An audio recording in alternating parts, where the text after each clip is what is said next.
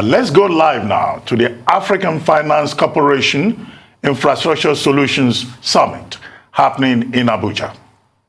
Generations. So what is the right path ahead? As CBN governor, you might not be too surprised when I tell you that the path begins with finance. Our future depends on strengthening Africa's capacity to finance our own growth. Yet, Africa's financing needs are growing and will only get bigger as our populations expand and urbanize, as climate change demands greater robustness in our build structure, and as energy transition requires rethinking of power supplies, transportation, and living. The key is unlocking new sources of funding, both international and domestic. Be assured such capital is available. It is locked in pension funds, insurance companies, sovereign wealth funds, mutual funds. We are limited only by our ability to reduce risk for investors and provide stable, steady, and predictable competitive returns. Over the years, the Central Bank of Nigeria has played a leading role in investment and resource mobilization. In fact, the reason that we're all here today, brought together by the African Finance Corporation, is a case in point. The CBN deployed an initial $500 million in investment in AFC. 15 years on, the corporation has a balance sheet of over $10 billion in investments in 35 countries. Last year, the Central Bank of Nigeria, together with the AFC and the Nigerian Sovereign Investment Authority, under the steer of our Vice President, who is present here today, launched the Infrastructure Corporation of Nigeria, a world-class infrastructure development vehicle focused on tackling Nigeria's $100 billion annual infrastructure needs. This year, the Central Bank is already participating in the capital raise for Afrexim Bank. What the AFC, Infracorp, and Afrexim have in common is that these institutions are important enablers of innovative financial structures that help crowd investments into critical infrastructure projects. The AFC core mission is to help Africa close its infrastructure and industrial deficit, creating prosperity and jobs for our youth and overcoming historical development challenges once and for all. Climate considerations are an inextricable part of AFC's approach, from building infrastructure that will be resilient against extreme weather to developing ecosystems that are focused on the industries of the future in electric vehicles and renewable energy. At the same time, AFC is determined to meaningfully close the energy deficit that stifles Africa's development and opportunities.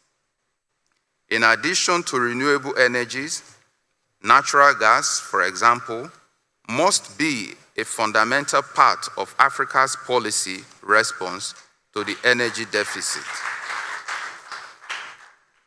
As everyone here understands, we are operating in an ever more complex, challenging, and competitive global economic environment.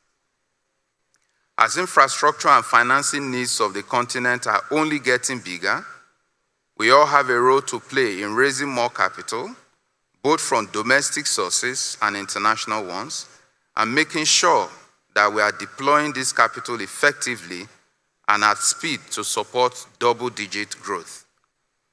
As we all know, investors are motivated by fear and greed. When investors look at projects in Africa, they should suffer from fear of missing out on investment returns, and missing out on creating a bigger social and environmentally positive impact that can be attained anywhere else in the world. Esteemed delegates, we are privileged to be joined together here in Abuja, but make no mistake, AFC life is not a talking shop. I challenge everyone here to follow the example of the AFC and its partners and to help equip our institutions so that they can invest and deploy capital at scale. We need, as African governments, as central banks, as corporate leaders, as investors, to rally together and be bolder in our ambitions and support our continental champions and institutions like the AFC. Thank you to all of you who believe in Nigeria. Thank you to all of you who believe in Africa and who are working with the AFC and our continent's champions. Let us be bold in our ambitions and steadfast and urgent in our execution. Thank you very much.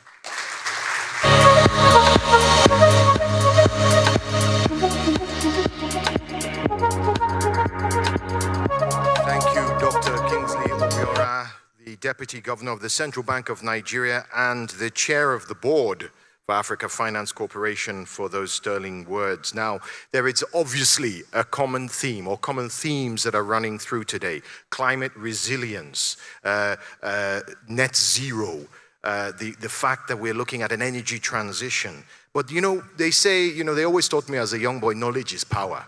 And that, if you can gather together the right knowledge, data, information, understand where you're going, you'll get to where you're going. AFC understands this and have done some rigorous work.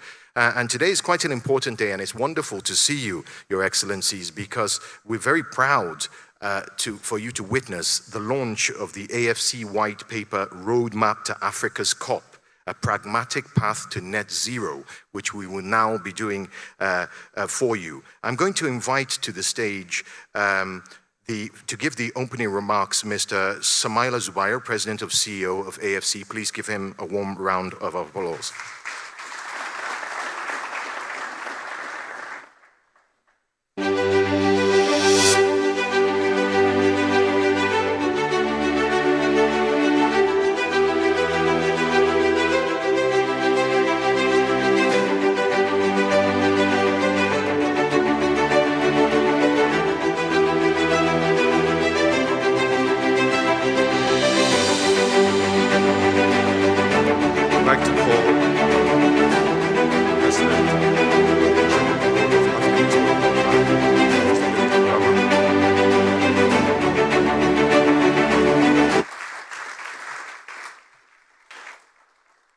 I'd like to call on Professor Carlos Lopez.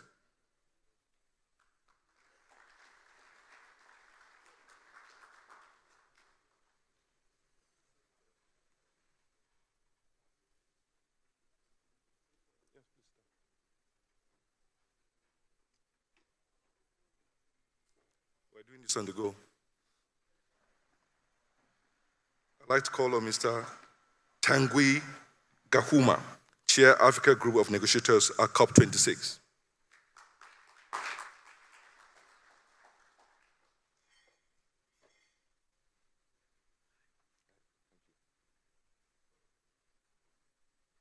I'd like to call on the moderator of this panel, Ms. Zainab Ayan Adam.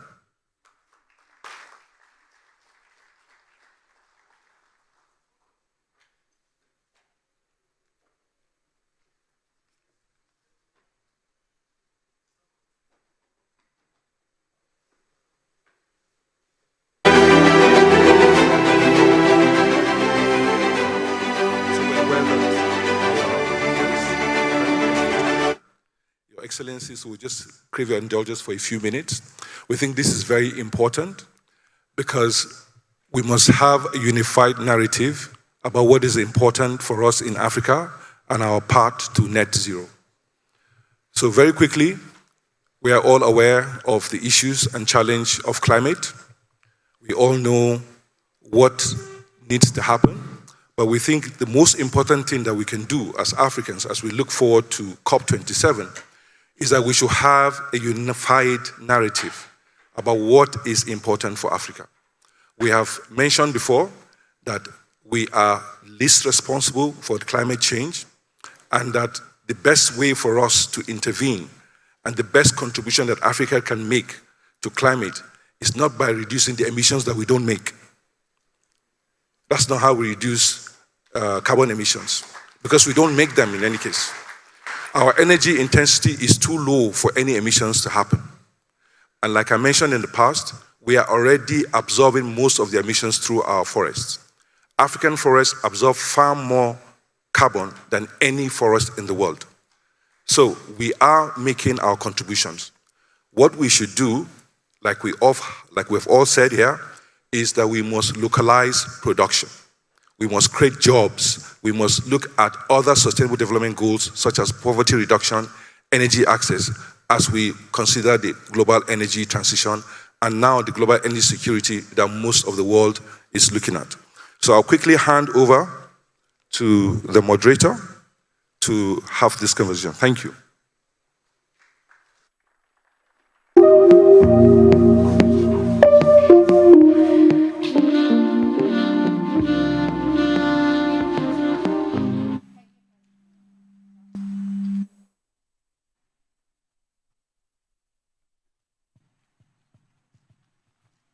Thank you very much, President Samaila Zubero. Also, thank you and welcome, Excellencies, the Vice President of Nigeria, the President of Ghana, honorable ministers from DRC and Chad. We also thank the Central Bank governors that initiated AFC, and also our chairman, Dr. Kingsley Obiora. This paper, Samaila, is the most extensive paper that has been done on climate in Africa. And your leadership, we talk about, because African climate has been a narrative given to us. This is the first time that any institution has articulated the African climate narrative from an African perspective. We talk about our emission profile in ways that is so comprehensive. We talk about the role of gas in powering Africa. Africa is endowed with significant amount of gas resources. Today, it's the most stable source. It's cheaper for us. You can get gas for a few cents per kilowatt hour. We also talk about the role of the carbon sinks, Africa's forests. So important, because if you look at our emission profile, if you just add our carbon sinks, if we can preserve that, we are already at net zero. It also talks about transitional metals. Everybody's gotten out of mining, but for even renewable energy to go, to support that, we need all the African metals, which currently they're being depleted at a very cheap price. It is also talking about the role of industrialization and to cut emissions. It talks about the need to innovate.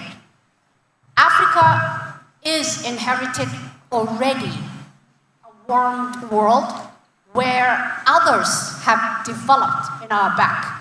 So the idea of localizing manufacturing and also supporting getting the money from those who industrialize to support Africa to adapt to the impacts of climate change that everyone has talked about, and also for us to develop in a sustainable way are key. So we have a great panel here, and we have the chairman of Afri-Exim Bank, a key partner and a key supporter, and an institution we have worked a lot together on. That is Dr. Benedict Orama, to really talk about this report and what it entails. So I'll start with Samaila Zubero, the president, to highlight, and then we will hear from our partners. We also have Mr. Tangwe Gahoma. He is someone we are working very closely with from Gabon. He happens to be the chair of the African Group of Negotiators. In climate, you have three forces. You have the negotiators, and we want to hear from him as to how we are approaching the negotiation. Are we going to get more money has to be in the form of concessional or grants to support Africa adapt to this arena. So what are we taking to COP27? And then we have Professor Carlos Lopez, professor in the Mandela School of Public and Government, University of Cape Town, and also an associate at Chatham House. These are the key makers that could spread the messages on this report. So let me first turn it over to Samaila briefly and to talk about what do you want to hear from this panel, and then we will go to the chair of African Group of Negotiators to highlight what are the political stands that we're taking to COP27.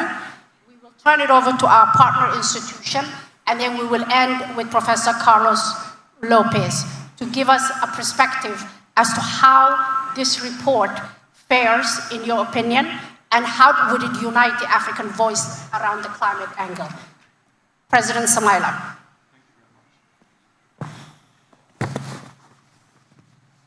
Thank you. So I've said a lot about the climate paper and its importance. I think my key message on the climate is I want consensus of African leadership about what the issues are and what we should be focusing on ahead of COP27. I've talked about the need for us to localize industry. I've talked about the need for us to build resilient infrastructure. I've also talked about the need for us to financially innovate as we call it. This is important because we need capital to crowd in. I would stop here because I know we're pressed for time and ask the next person to speak. Thank you very much, Excellency, the Vice President of Nigeria, President of Ghana. I just want to say that this white paper is really important for Africa. Africa is maybe one of the most important continents today in terms of climate change, because we are not responsible of the situation, but we suffer the most today from climate change. The last scientific reports say already that when in the other region of the world, the temperature will rise by 1 degree Celsius. In Africa, it will mean 2 degrees Celsius. So we will suffer the most about climate change, and we don't have the capacity today to face this negative impact of climate change. We know already that the sea level rise, the water management in our city will be very, very challenging for us, but we don't have money for that. And this is what we say in Glasgow. It's clear that we need to put a lot of effort in terms of keep the trajectory of 1.5 degree alive, because this is what the planet needs. But we also need to think about our population, our people, our continent, how we can face the climate change. And the priority for Africa, it's mitigation, yes, but it's also adaptation. How we can be resilient to what will happen in the next couple of years. This is why we really work on the climate finance. This white paper from IFC has 3 pillars: localize, rebuild, and innovate. And we really think that this is what Africa needs. We need to localize, because our cities today, 80% of the people of Africa live in the city. So we need to have some resilient infrastructure, some resilient ports, some resilient road, because we don't want to lose any more money. We need to develop ourselves. We need also to rebuild. Rebuild for us means that we need to be resilient. We need to adapt our strategy, our national plan to what will come in the next few years. And in finance, it's really important. Finance is the core element of all the action on climate change. And today, 12 years after this commitment from developed country that we will have the 100 billion per year, this is a failure. In Glasgow last year, every country can hear that the 100 billion per year is not achieved. But this is the 100 billion per year is not what we need. It's a political signal. It's not the real cost of climate change in the world or in Africa. It's just a political signal. It's a commitment. It's something that we need just to build the trust with our partner to say, okay, we will build efforts. We will continue to fight with you against climate change. But we are not responsible. We suffer with that, and we need that in COP27 there is a clear announcement on where we are in terms of 100 billion per year. And we need also to start this new work on what is the real cost of climate change. Because today they say that the private sector need to take the lead. Private sector, it's clear, need to be part of this adventure.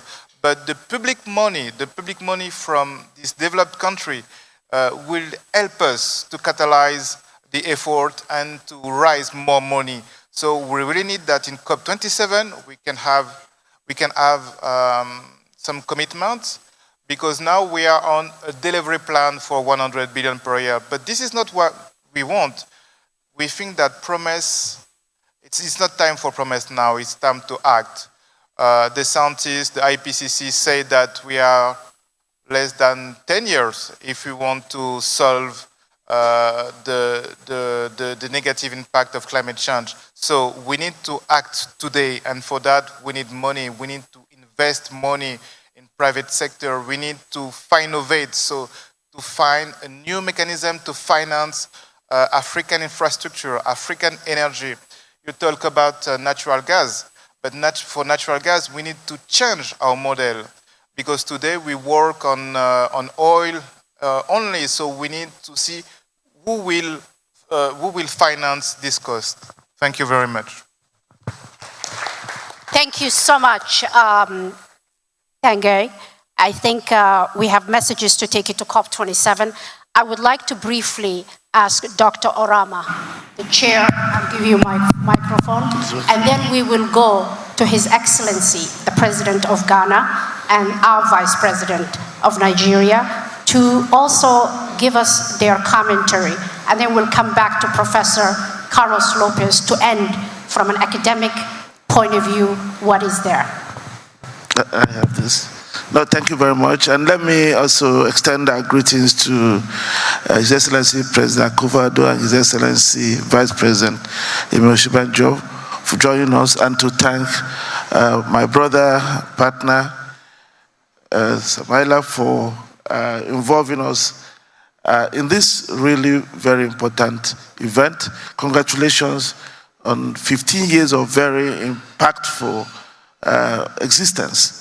It's not always easy to see an African institution achieve what you've achieved within such a short period.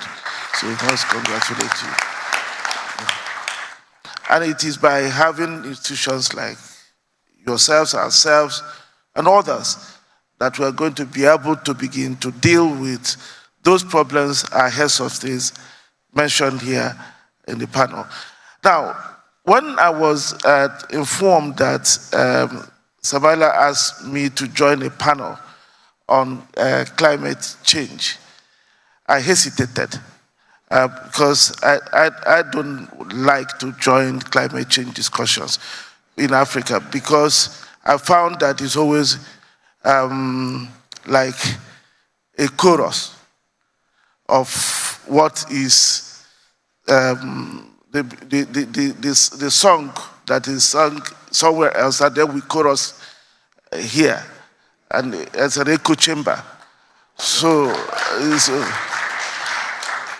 But when I then got the document from Makadu, and we looked at it as, oh, this one is completely different.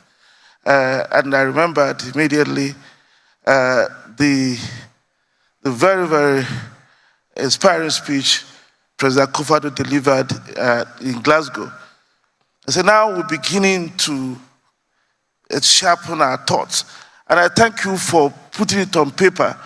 And I must say, we never thought of doing that. But this document will inspire us to do something. And one thing we will do is with the secular argument. because the secular agreement underpins the work we are doing under the AFCFTA to create the regional supply chains that are required. So if those who want to save the climate are really serious, they should put down the $10 billion for the adjustment facility we need to make AFCFTA work. They should put down the $40 billion we need to support businesses. And then we know that we begin to do something. And then we look at the COP 27 that we'll be going to. The important thing from our perspective is we must push as a people that we must set the target for net zero on a per capita basis.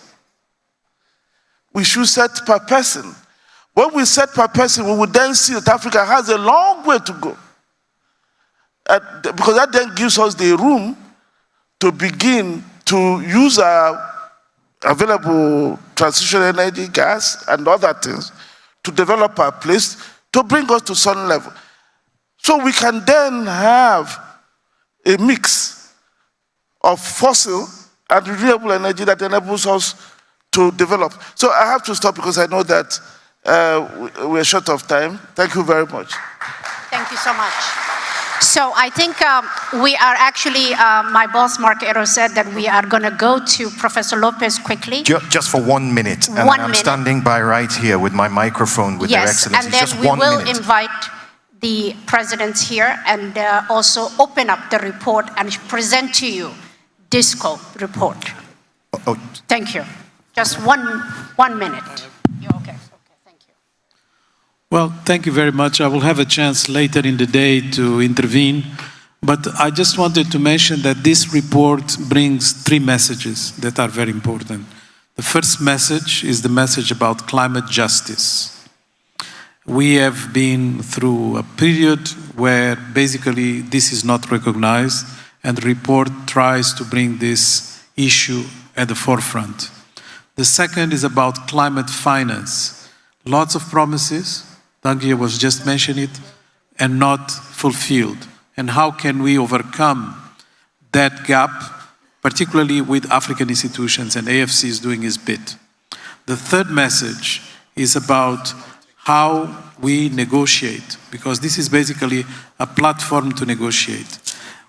In the international arena, you don't get what you deserve, you get what you negotiate. That's very important message that comes across. And finally, the last is the issue of standard setting.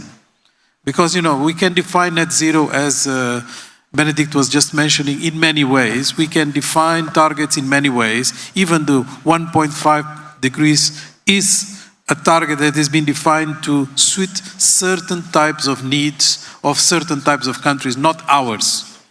So it's very important to enter into the debate about standard settings, certification, standardization. All of that is crucial, and the report brings that forward. Thank you.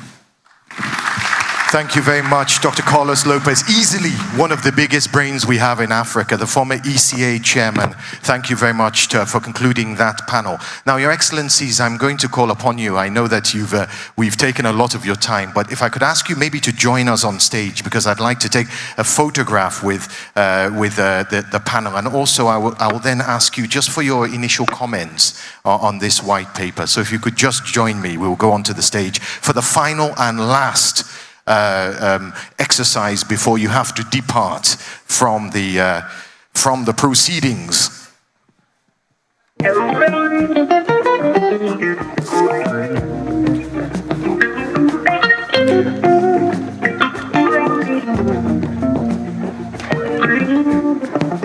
So if you just join me, we're going to remain standing, Your Excellencies. If I could ask you to come to the middle. Now, Your Excellencies, knowledge is power, I said, and you heard from some of the most knowledgeable minds on this issue of the road to COP27. If I could start, please, I think with our host representing the President Muhammadu Buhari, Vice President Yemi Osinbajo, just your thoughts on this white paper and the significance of what it contains. Thank you very much. I think the white paper sets out very clearly and simply the roadmap for success. And I think that the basic elements, localizing, rebuilding, and innovating or innovating as is described, I think that these concepts are very important and very powerful concepts indeed. But I was particularly intrigued by the concept of developing a circular economy as opposed to shipping all our commodities and minerals halfway around the world before coming back here, that we could actually localize and build local industry. And that way we will save on emissions and at the same time develop local industry. So I think these are very powerful concepts, and I'm very impressed with the report. Thank you. Please, Your Excellency, your thoughts. Thank you very much. I'm very excited about the decision of the AFC to produce this document. Before we went to COP26 in Glasgow, we didn't have an opportunity to sit down as the Africa bloc or to decide on a common platform that we were going to urge at COP26. I don't think we can afford to do that going to COP27 in Egypt. This document provides us a basis for which we can then go forward to adopt a common position in COP27. So I want to congratulate you, President, for producing this document, and hopefully we will find an opportunity within the structure of the AU to have this as a base document for a discussion as to what our common position should be for COP27. You could say no more. Thank you, Your Excellencies. Can I now ask you to all stand with the document so that we can take the family photo, as we call it in Niger? There you go.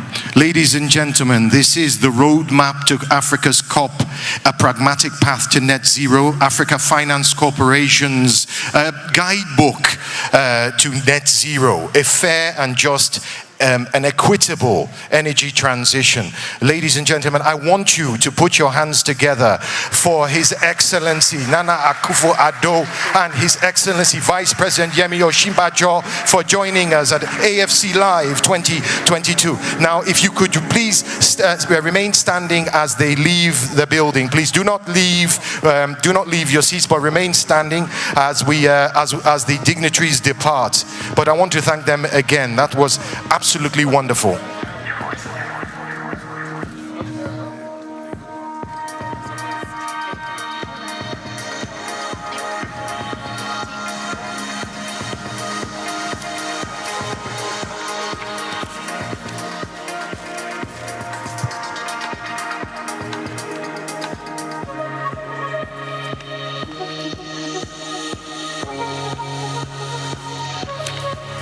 Please remain standing because we're continuing with the program once their excellencies have left the room. There is one more session to come, so please.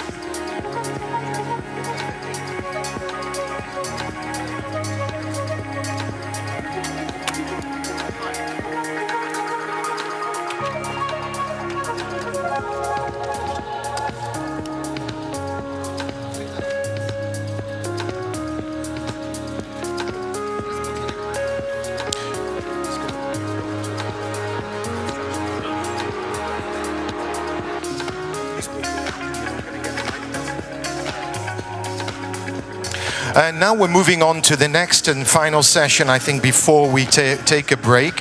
And this is a session that simply kind of like speaks to the issues that we've been hearing, because when it comes down to it, it's an issue of scaling up investment, scaling up capital for investments. That is the major issue here. So what I'm going to do is I am going to call on the moderator for this session, Mr. Sanjeev Gupta, Executive Director for Financial Services of AFC, and ask him to please take to the stage with his panelists. And his panelists are Mr. Kim Pfeiffer, CEO of AP Moller Capital, and Mr. Atanas Bost Anjiev, who is the founder and chairman of GEM Corp. So if you could please make your way to the stage for the panel, Scaling Up Capital for Investment, which really singularly is the most important thing when it comes down to reaching the infrastructure that we are looking for. So please give a round of applause for Sanjeev Gupta.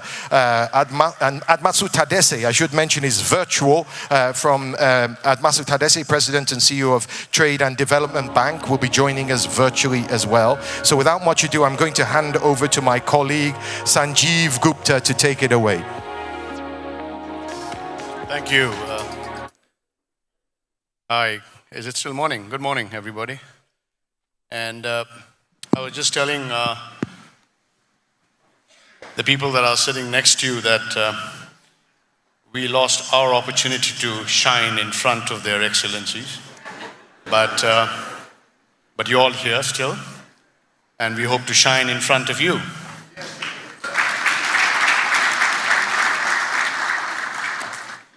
So, Mark, it's always a pleasure to come and speak in a panel after the stalwarts have spoken, because it makes everybody's life simpler.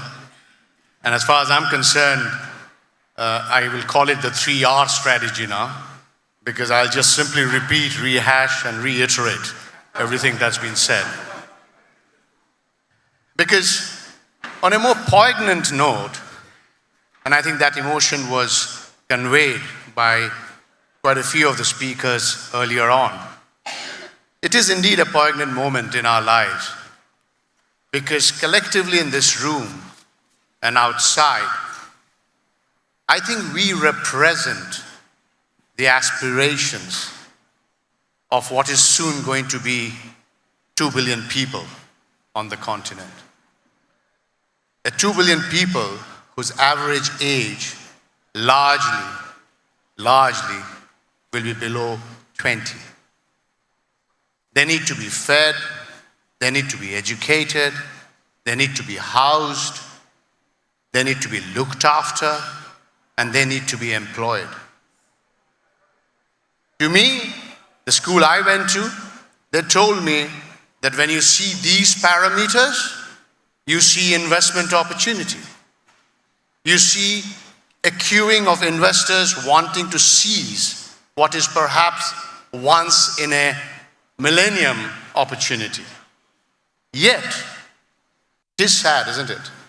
And I think we all feel it in this room, that when we look at FDI, when we look at private capital flows, Africa still lags so much behind.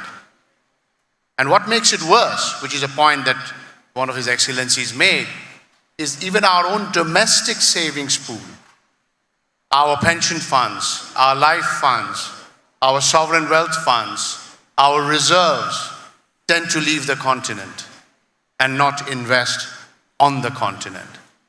So it is a paradox, and it is a paradox that needs to change, because if it doesn't, we would have failed the next generation, and that cannot be right.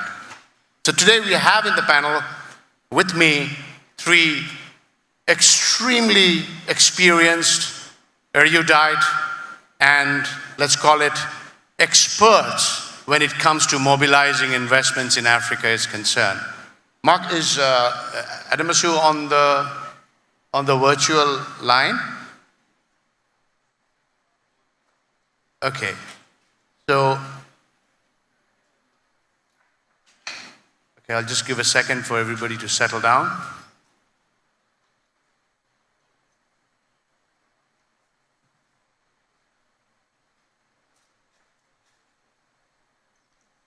Right, so is he on? Okay. Okay, so thank you very much. So we do have 2 of our panelists in real physical form here, and the other gentleman in virtual form here. But I can assure you, they're all going to be in very good form when they start speaking. Adamasu, how are you doing? Good to see you, sir. Very good to see you, Sanjeev. I'm very well and happy to be part of this joyous occasion. Thank you.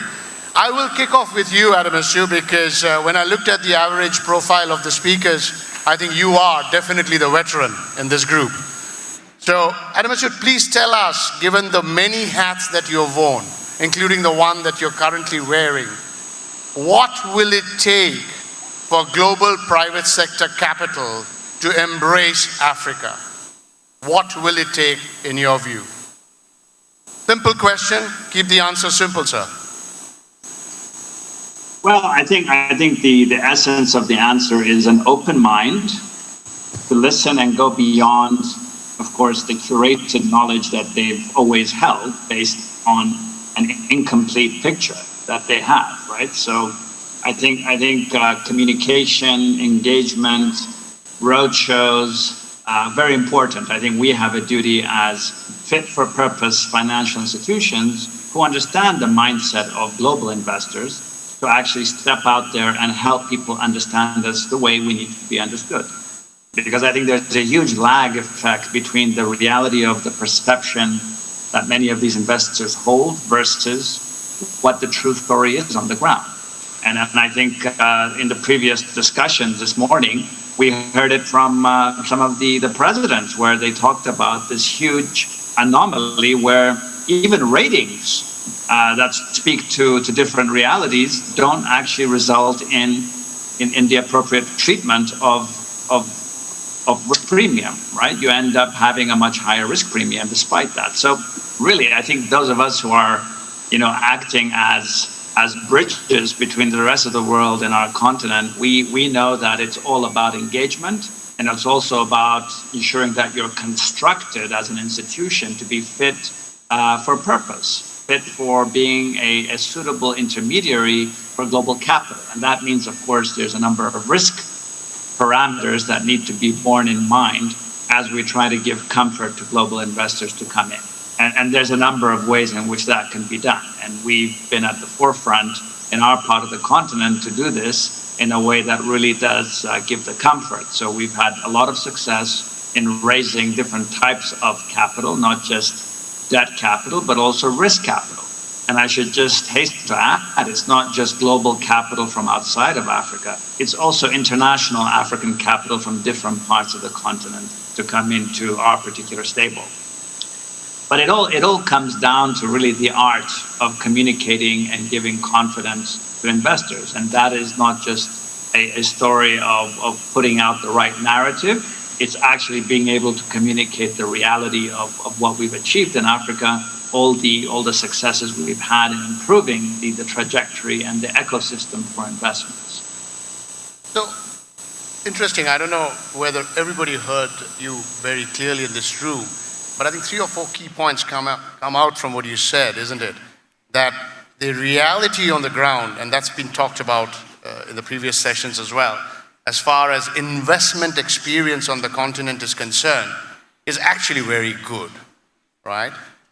When we see the actual experience that investors go away with, the opportunities that still exist, clearly, as you said, Anuchu, there is a communication issue. There is an issue around making people understand the reality on the continent better. And that's an opportunity and a challenge for us. I'll come to you, Kim, because you, in your capacity as the head of Ebimula Capital, have mobilized and continue to mobilize significant amounts of private sector capital to come into Africa. What is the message you give them, Kim? Why do they believe you? So I think it's right. It is about communication. I agree that there's this mismatch between perceived risk and real risk in terms of investing in Africa. We have been able to mobilize $1 billion in international capital, and we have invested that in Africa here over the last 3 years. So it is actually possible.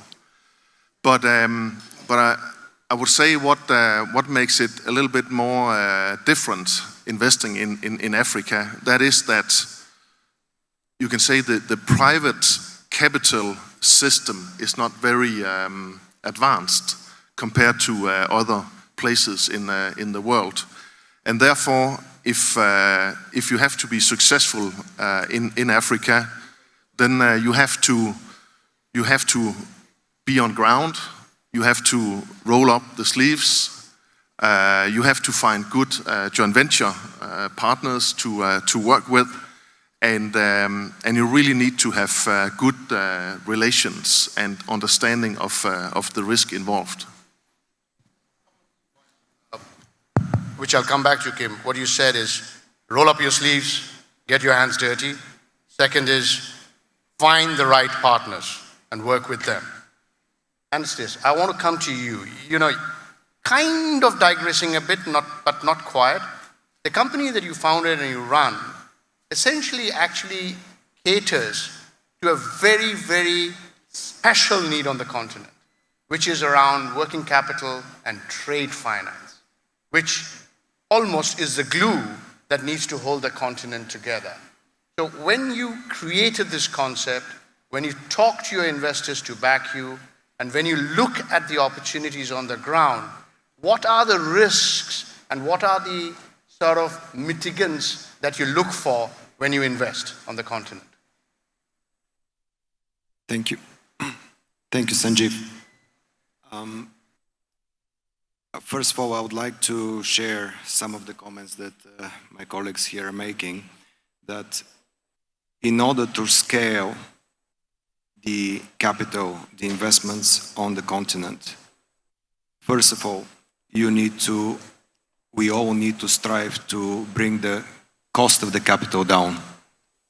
And the only way, actually, to bring that cost of capital down is by creating more awareness, more partnership, and it's about collaboration, right? Because if the international perception of the risk in the continent is disproportionate to what the actual reality is, the continent, the local borrowers are getting penalized, right? And just I will give you a very simple example. It all starts from the sovereigns, from the states. If you look at the average cost of borrowing of the Pan-African sovereigns today, is probably around 12–13% per annum. So, and if you compare that cost to the average cost of borrowing of the developed markets, it's a huge discrepancy, and that discrepancy does not match the actual risk. So if your sovereigns are borrowing at 12–13%, then what does it imply for your private sector? That needs to be a spread above that.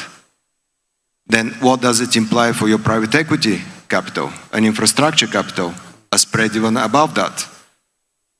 So which corporate, which sustainable business model can sustain 20% or more cost of capital? None of it, none, right? So unless we fix this issue, you're not going to be able to scale the investments into the continent. And I'll just give you a couple of very important numbers. I'll pick up within the context of what His Excellency, the President of Ghana said. Just give you very important numbers. As of 2021, the IMF allocations to Argentina were $40 billion. The population of Argentina is 45 million people. IMF allocation to sub-Saharan African countries for 2021 is $34 billion. Population 1.2 billion people. Allocation per capita in Argentina, $900 per capita. In sub-Sahara, less than $30 per capita. That's a fact. And unless that changes from the very top by the leaders of this continent to rally and expose the truth to these international organizations that are supposed themselves to stay behind and support, how are you going to actually bring that private capital in this country, in this continent? Fair comment, and I think it has been said that, and it needs to be said, that charity does begin at home. I think whilst we continue to be at the receiving end of clearly some strange behavior and perception from the global markets, it is also up to us to look within ourselves to see what we can do to generate our own capital to work for our own benefit. And this is one area where I think it is in our control and we need to do more. Adamasu, I want to come to you on this because you and I have spoken at many a panel about how to bring in the contractual savings part of the African continent, at least, the life funds, the pension funds, to work for Africa. Then, of course, you have the reserves and the sovereign wealth funds and their role to generate investments and capital flows into Africa. How do you think we can manage that? Because that is within our control, and we need to do more of that.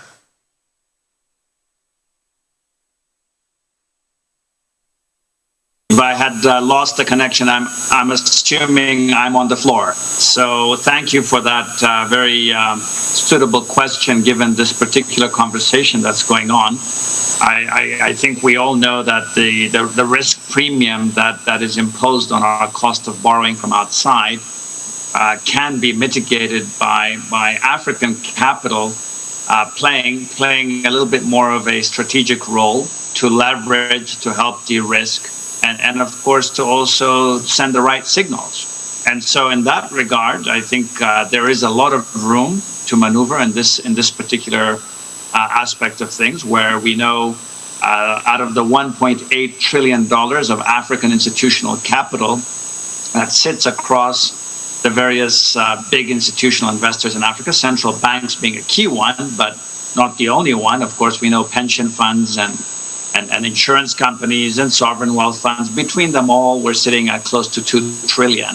And I think most Africans are now acutely aware that we are not really putting our own African capital adequately to use. And this is really why the celebration of this milestone of 15 years for AFC is so important, because AFC represents a fresh business model where African capital is really being put to use in a very smart way, because AFC is leveraging global capital using African capital. And if you look at the ratings of AFC, it's very well rated. Thank you. It's amongst the highest rated African specialized development finance institutions. So I think this is just an example of what can be done. But of course, when you look at the amount of billions on the balance sheet of AFC, it's obviously a very good start, but it's nowhere near what it should be. And the same applies to TDB, because we're also investment grade rated.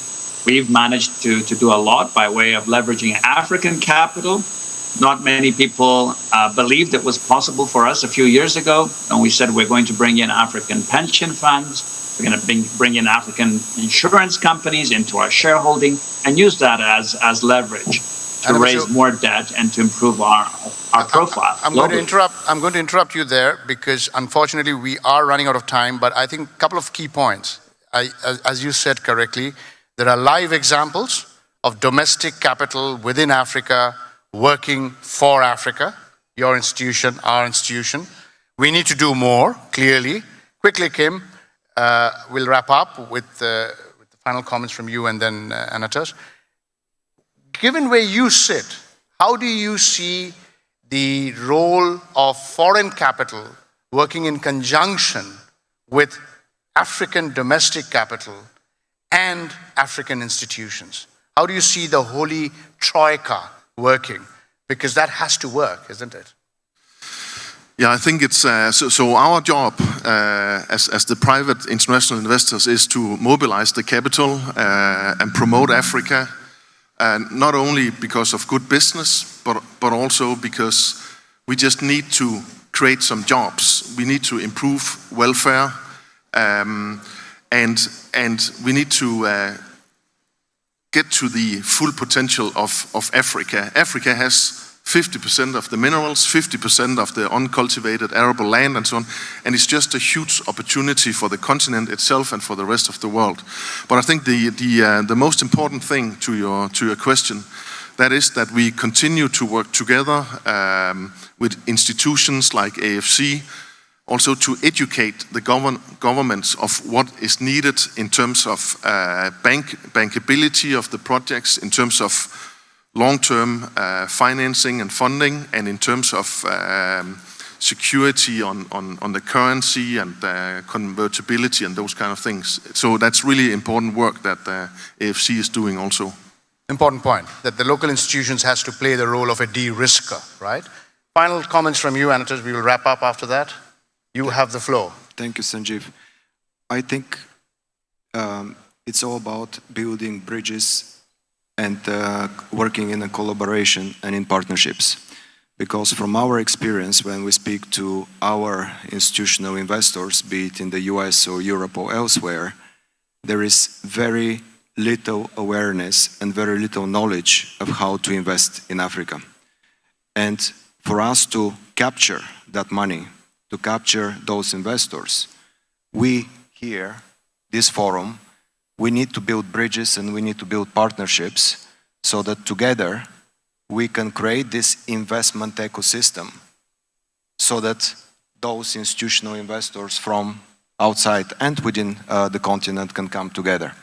And ultimately, it's up to us, all of us, to ensure that we support each other, because it's in nobody's interest that somebody fails or doesn't look good. Because if somebody fails, that brings a very, very bad signal abroad. So it's, again, I would like to re-emphasize, it's in order to scale the investments into the continent, we need to do it in a partnership and collaborative approach, and that's why we're here.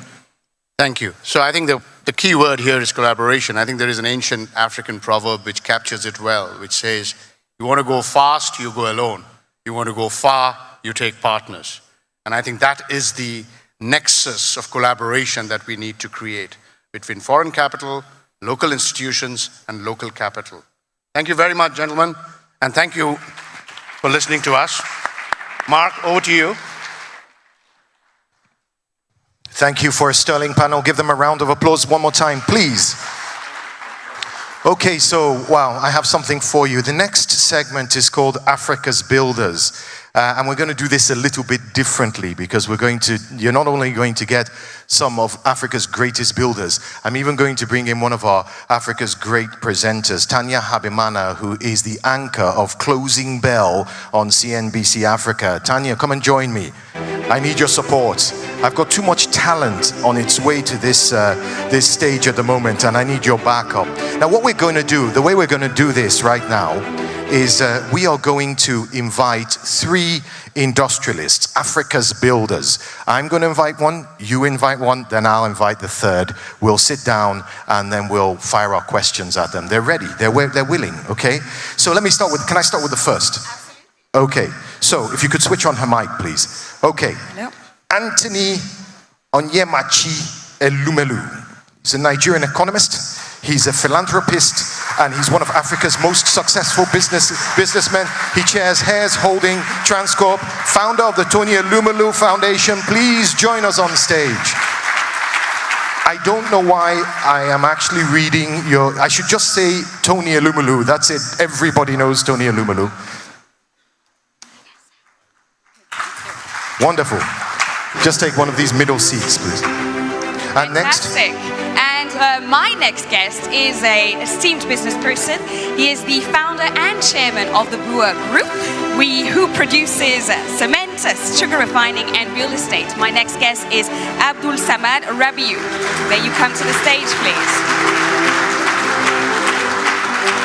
Well, we're calling this segment Africa's Builders, and if there's a face in the dictionary that terms Africa's Builders, it would be that of Aliko Dangote. And representing Mr. Dangote, Laji Dangote, who of course is the chair and CEO of Dangote Group, very ably represented by Mr. Kunle Alake, Group MD, Dangote Group. And can I have another chair, please? Yes, thank you.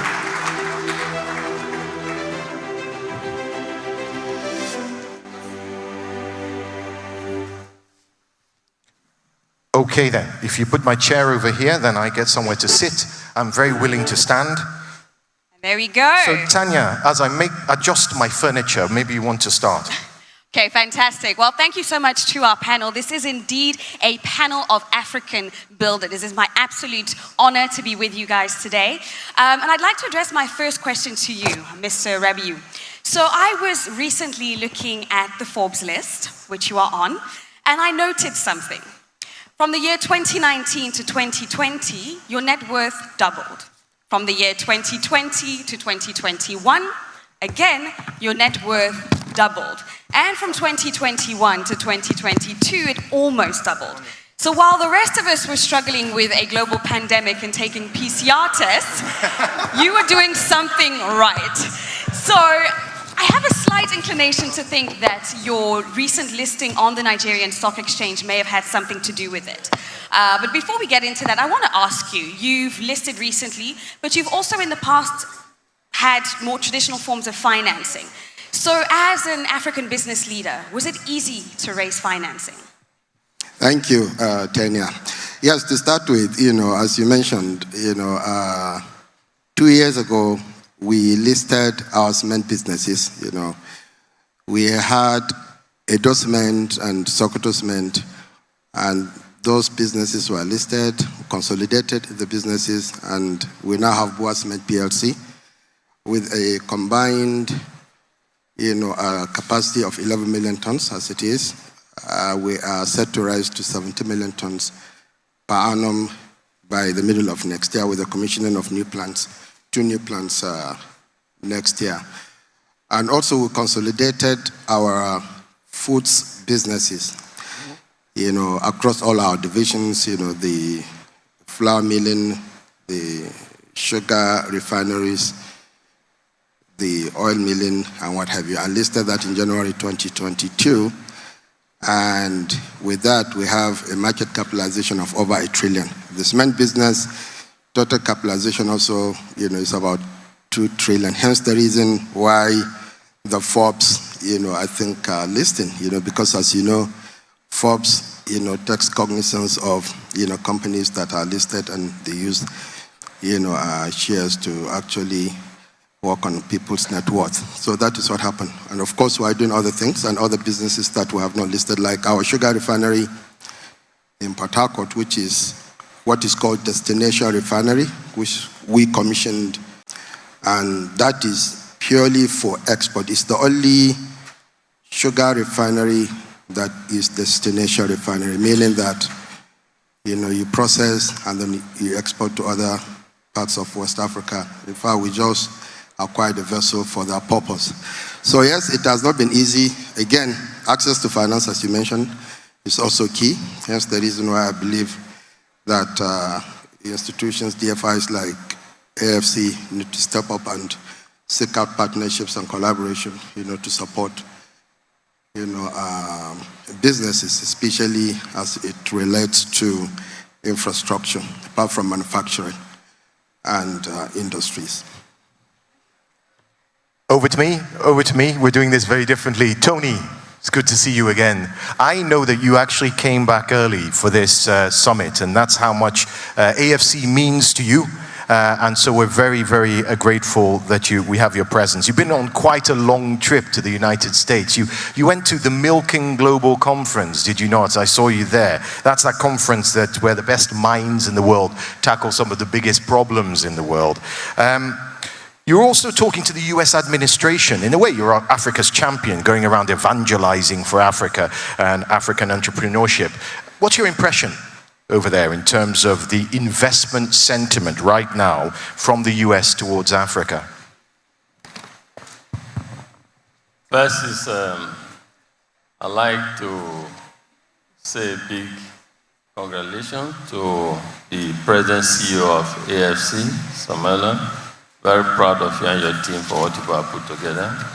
And to also salute the foresight of President Obasanjo and Governor Soludo for all of this. 15 years ago, there was no AFC. Today, just imagine what has become of AFC, from just idea to what we're seeing. And that speaks to the significance and importance of foresight. The financing and investment we're speaking about today, we can do a lot more on the continent if we can all put our heads together and do things properly. At the Global Making Institute I attended in the US, by the way, that was not the main reason I was in the US, but one of the things I accomplished. I thought that in the 21st century, the issues we're discussing here, the climate change issue or climate finance issue, the prioritization of entrepreneurship on the continent, the way people look at Africa from outside, all of these affect investment and cost of investment on the continent and finance on the continent. That was what took me abroad, and at the Making Institute, it was an opportunity to interact with global asset managers. In a certain room, I recall Michael saying, in that room we were about 12. He said, in this room we have people manage $26 trillion in assets. The sentiment clearly about our continent is not so positive, and you would understand why. People see a lot of constraints coming to invest in this part of the world. And as President of Ghana said, and also as Samala and his team are doing, it is our responsibility as Africans to share our story with the world. It's our responsibility to know that no one but us will develop our continent. It is our responsibility to position our continent in a manner that will attract private global capital. Because indeed, there's so much private global capital out there, but looking for the right investment environment to go to. And if we don't reposition ourselves properly, we won't get there. Time is now to do. And when you say reposition, just tell me kind of what's in your mind. I mean, obviously, one of the things that we has talked about was insurance, for example. It's something that decreases that risk, the fear of risk. What is it? When you look at this conundrum of unlocking this capital, what do you see as some of the keys? So, just yesterday, the JP Morgan Index delisted Nigeria from the list.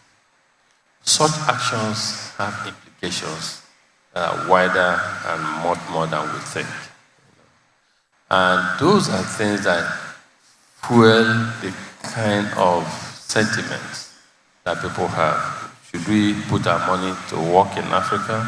Would we get commensurate return?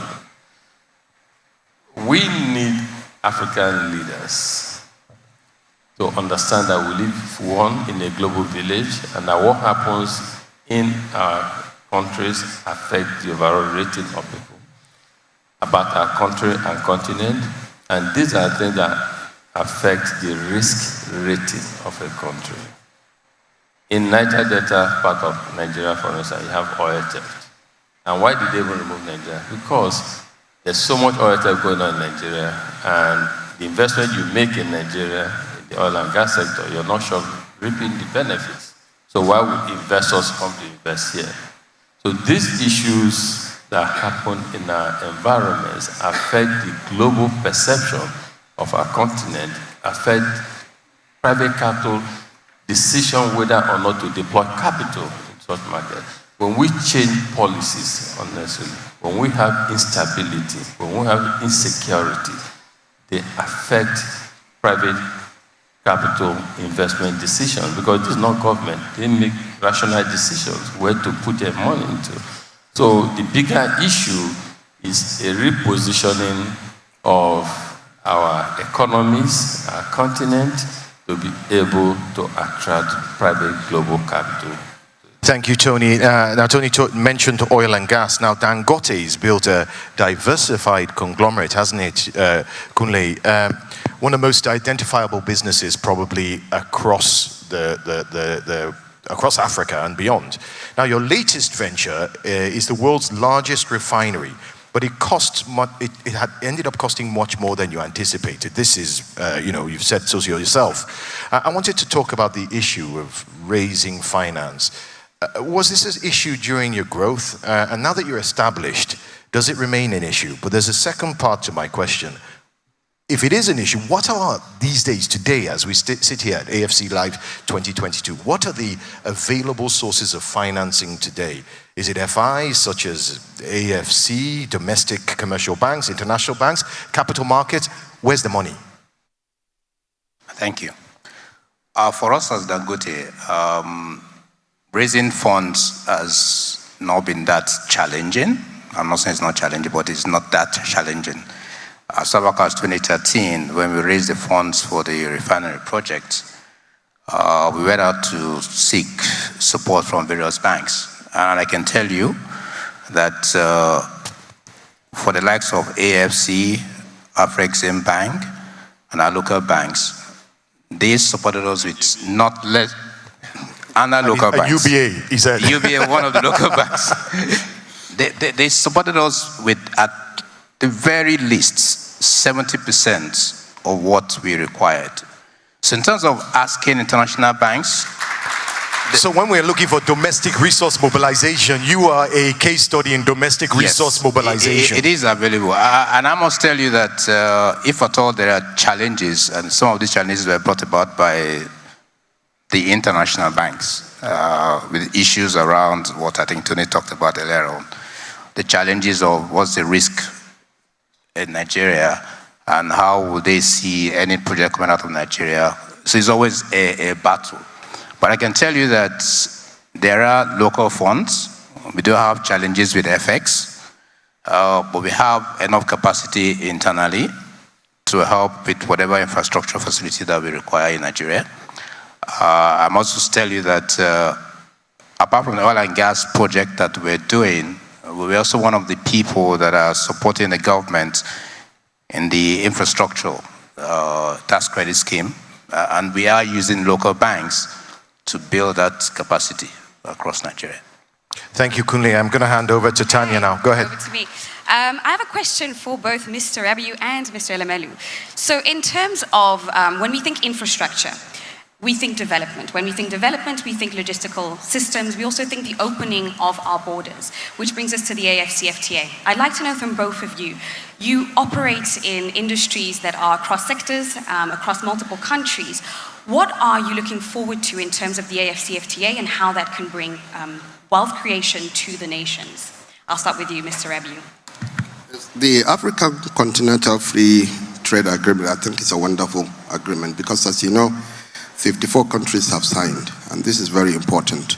And a lot of the investments that we're having now actually geared towards, taking advantage of the African Continental Free Trade Agreement. If you look at, for example, our cement plant in Sokoto State, almost 30% of the cement produced from Sokoto is going to Niger and Chad Republic. Zero duty.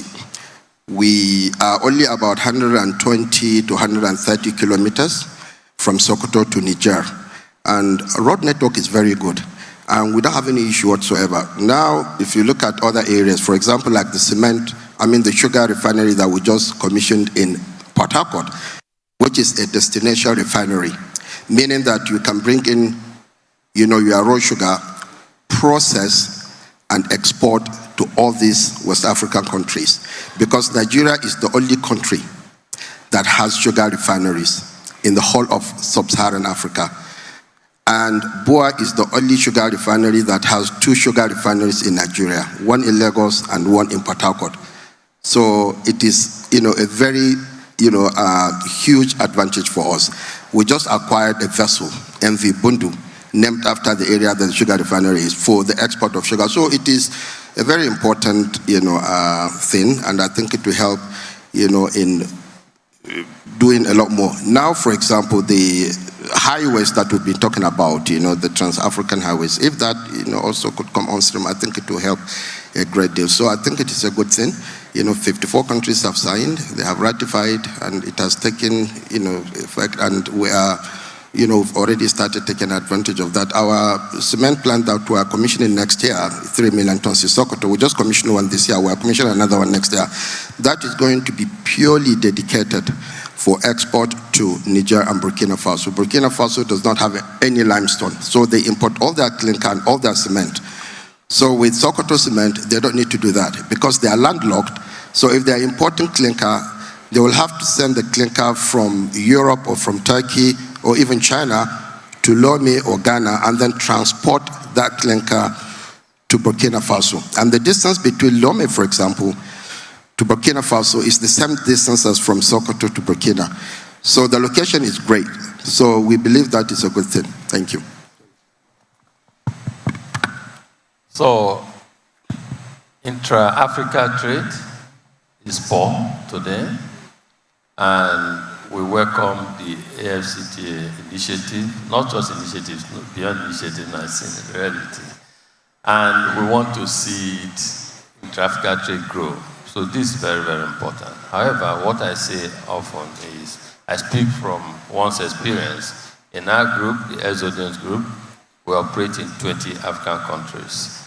And we have seen the linkages, the business opportunity linkages, the trade deficit intra-Africa, especially from the point of view of the country we're operating. We need to fix certain things for it to work.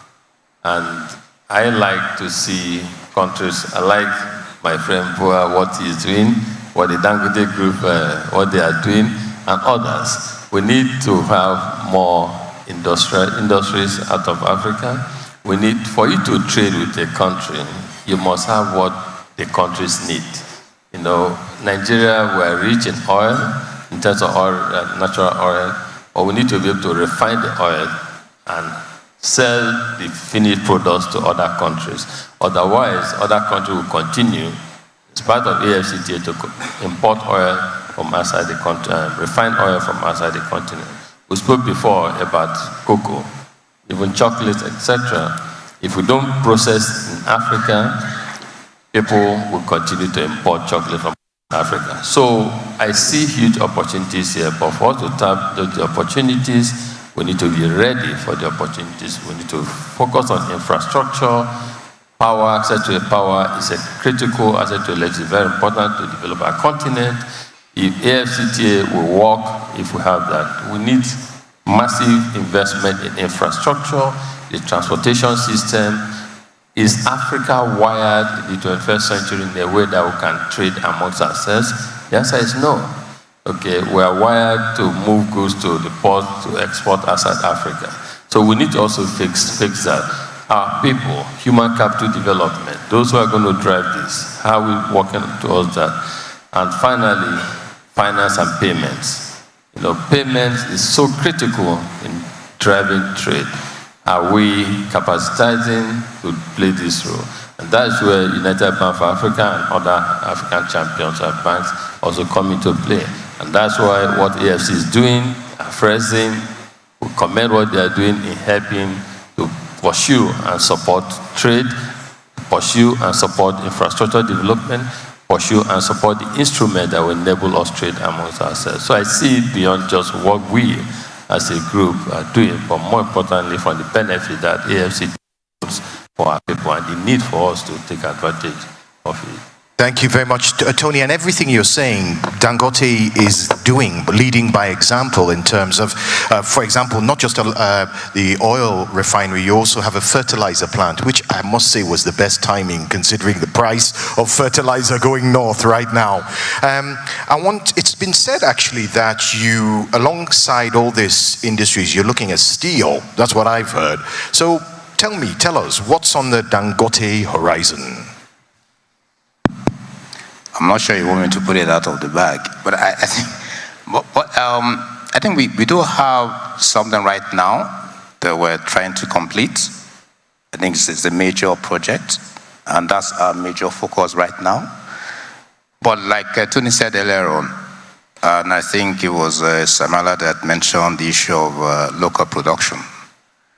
That has been our story. It's about using local materials and producing products that can be used locally and also to be exported. That is our mainstay. So when we look at areas of opportunities, there are opportunities, but we actually actualize those opportunities. We go into areas where we feel that we don't need to go to, Kingsley has gone, I don't need to go to Kingsley every week to say, can you give me a foreign exchange because I want to import raw materials. that's an area we focus on and said in another couple of years, we will not go to central bank for foreign exchange for any of our activities. Because at the end of the day, it's a double-edged situation.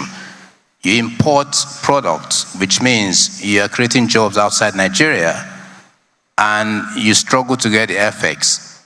You drill for oil, you export oil, you don't refine it. That way, you're just killing employment. They have people out of jobs, people are out of school, they don't have jobs. And therefore, our focus is two things. One, we make sure that we look at things that can be produced locally. We create employment that way, and we create value across the chain. So for us, steel is one of the key areas. If you recall that years back, government decided that steel was major, and we set up Ajakuta Steel, Delta Steel. Of course. All that is gone. And so we need to resuscitate that, because it helps for us to get those things on board to build infrastructure.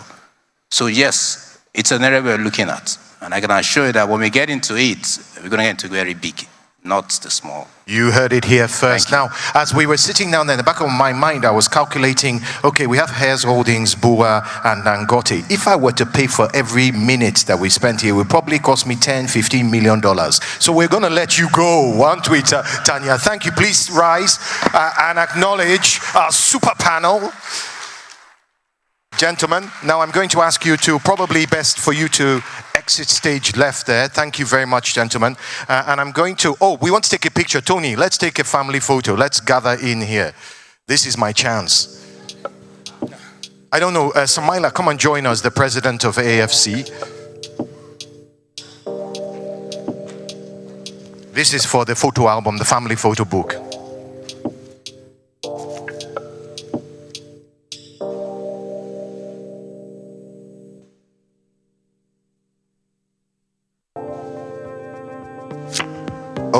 Okay, I'm going to now let them go. Once again, the super panel.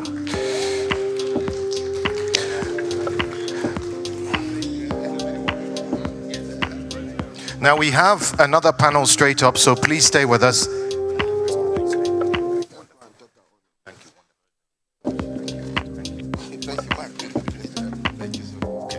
So as they exit the stage, I'm going to hand over to my competent co-moderator, Tanya. Take it away. Our next discussion, I'm going to be joined by a person that is doing a tremendous amount of work in their home country, the Democratic Republic of Congo. So we've been talking throughout the day about creating infrastructure, about investing in infrastructure, about creating what we need most to be able to get our nations to where we believe they should be.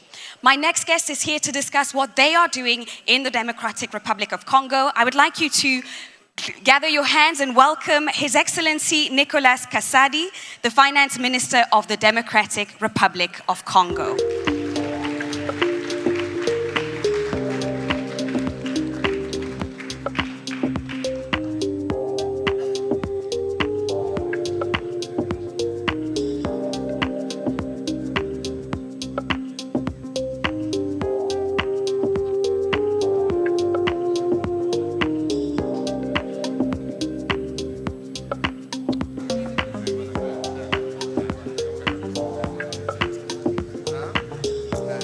We would like to welcome His Excellency, the Finance Minister of the Democratic Republic of Congo, Nicolas Kasadi.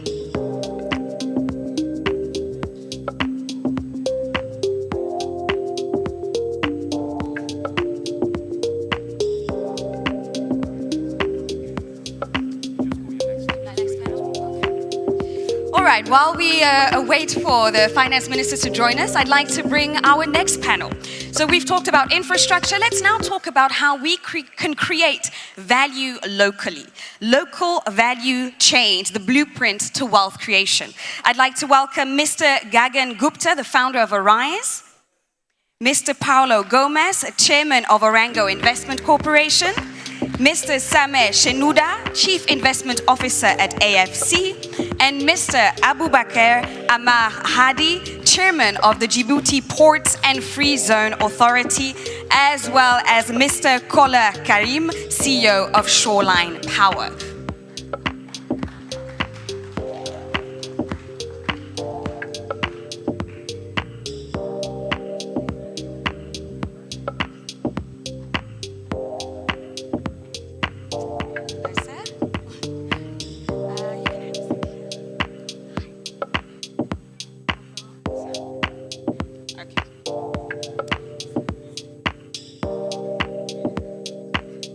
And also Mr. Kola Karim, are you here?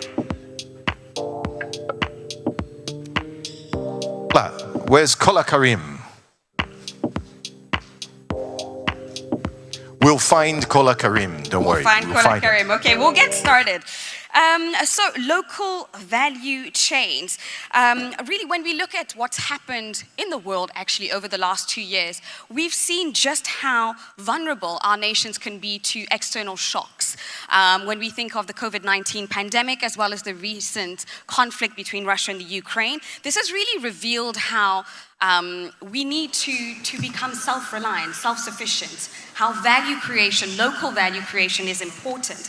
And then if we think about COP27, which was mentioned earlier as well, we see how we have opportunity and how Africa is ideally positioned to play a central role in facilitating the world's industry's ambition to a net zero economy. So in opening up this discussion, I'd like to start by addressing Mr. Gagan Gupta. So you have been involved in the Arise, one of the, I want to call it success stories of local value creation and ecosystem building. What are some of the main lessons from Arise that you could share with us? Sure, I think so. What Arise does is really we build ecosystems. It's a very broad term. What we typically do is we go to a country, we look what the country is currently exporting raw, which we can add value, or what the country is importing, which we can do an import replacement. So if you look at a country like Gabon, we used to export round logs. We set up a whole ecosystem to transform into plywood, furniture, particle board, the entire value chain. Or for matter what we're doing in Benin in terms of cashew and cotton, or in Togo.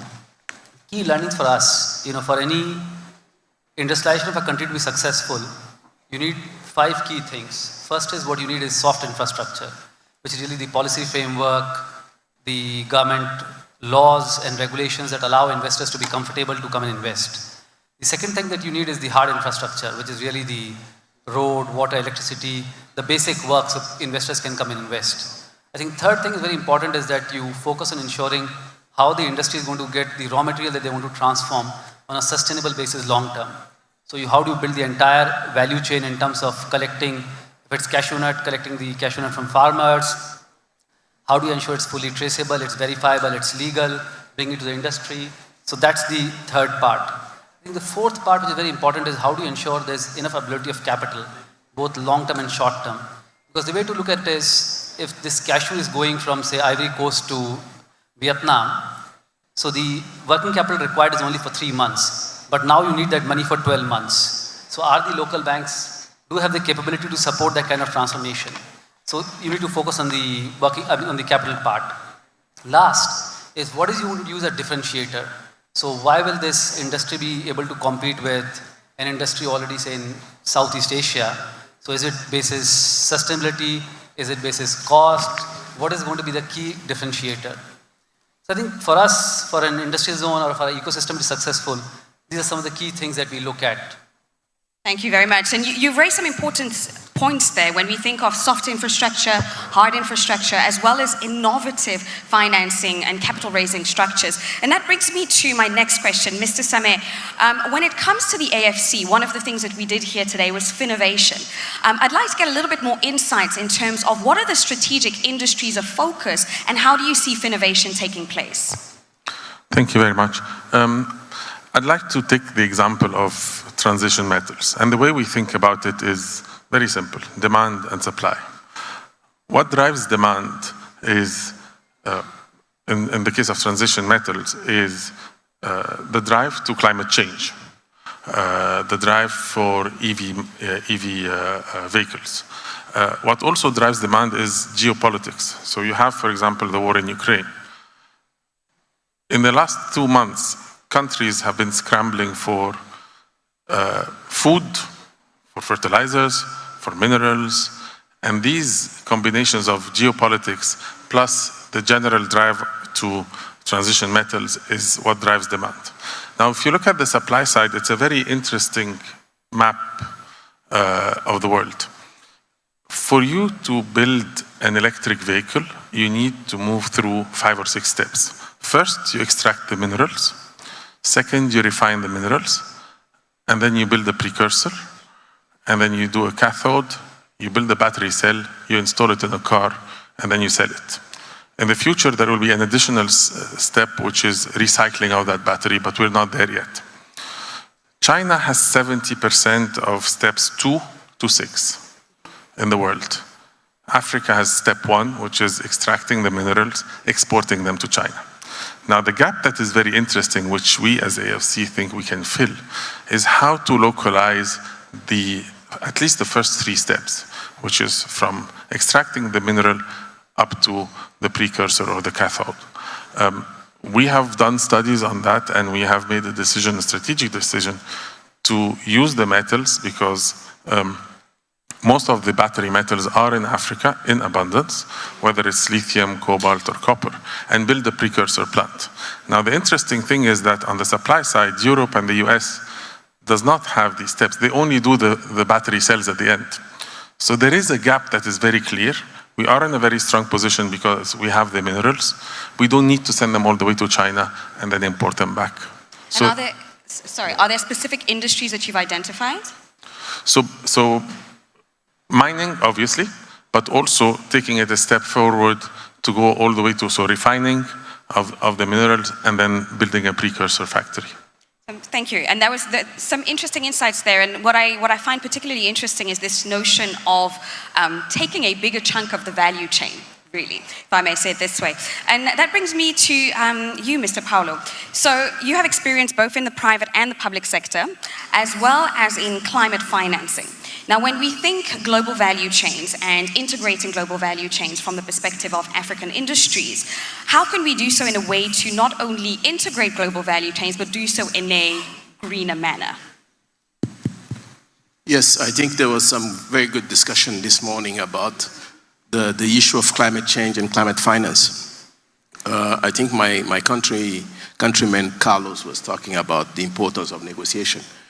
But it's also the importance of being extremely proactive strategically. And I think the white paper that was produced by AFC was a very important tool to go to Cairo. That's very important. I was involved in setting the green climate change. And the promise at that time, when the thing was structured, I was in the board for a few years, and I resigned at some point because I was very disappointed, was that there was an agreement that the money will be provided for climate finance in a much more dynamic way. So I want just people to be, to manage expectation about the issue of the finance for climate change. But to go back to what you're saying in terms of the value chain and others, there again, we shouldn't let it to the market. There will be a need for us and institutions such as AFC to be a market maker. You need to create companies that will do that. I followed the experience of Gagan because I was involved at that time together on doing the strategy on Gabon. There was a huge opposition to do the processing of the woods in when Gagan created the GOC Special Economic Zone. There was this very strong resistance, but it was a greenfield initiative. So I think it's important for us to send the signal here that many of these things that we will need to change in the value chain will have to happen through creating new companies, greenfield company. This is not a business for private equity. This is about assembling resources and partners and manager like they did in Gabon and create that. So I think it's very important that narrative to be put into place, because when you go to address the issue of the value chain and the logistic that you need, you will need to set up companies. And those companies that need to be ring-fenced, like the one in Gabon, those are kind of a special economic zone with all the ecosystem. But you have to also address also the need in terms of the corridors. So I will just insist on the fact that in the next few years, in order to implement the CFTA and to deal with the value chain, we need to create companies that will deal with this issue of value chain, bring the operators, and one concrete aspect company that need to be put in place in everything around shipping and trucking the goods, and also managing the borders, because we have signed the CFTA, but there's still huge problem at borders, and people cannot get from Togo to Benin properly, for Ghana to Lome properly, and there's a need to manage those cross-border things physically. Yeah, absolutely. So it's all, the chain of issues, but has to be solved through companies that need to be put in place in order to manage that challenges. Yeah, absolutely, no doubt about that. And I'd actually like to get to hear a little bit more about some of the challenges that you came across. But before we get to that, I'd like to bring Mr. Koller into the conversation. So looking at, even just hearing what we've heard now, ultimately we have a best scenario case study that ended up in the way that we would desire. And so, Mr. Koller, how do you see the importance of national champions in, as Mr. Paulo has just said, in creating new companies, creating greenfield companies, and having those examples? How important is it? Thank you, and good afternoon, everyone. I think Nigeria has a different positioning when it comes to creating value chains and ecosystems. One, because we've got a very mature oil and gas industry that's been on for over 60 years. And the Nigerian government's push of the local content policy has been a big driver of that. So over the last 20 years, more so the last 10, you now see what we call local oil companies who are becoming champions. And in this, they're creating a value chain proposition where you're seeing value add industries being created onshore Nigeria. And that's where you see champions like us come. This opportunity is only started from 2007 to 2011. The government made a push to the international oil companies. If you're not producing these assets, government needs revenue, because government makes money only from production, not from reserves in the ground. If you look at the balance sheets of the global oil companies, they actually get value in reserves statements on their balance sheet. But the host countries only earn revenue, get taxes from production. So when government realized this, they made sure that most of these assets will be sold, and in so doing, the local content policy kicked in. And that created the little giants you see in African oil and gas today. And in so doing, it dovetailed into logistics suppliers, pipe coating suppliers, who are all now local companies. You have drillers who are now local companies. And that's an ecosystem, if maintained in industries like cocoa. If you listen to what Mr. President from Ghana said today, Ghana, Cote d'Ivoire, Nigeria, you're talking over 75% of global cocoa production. Yet the value add on the continent is 7%.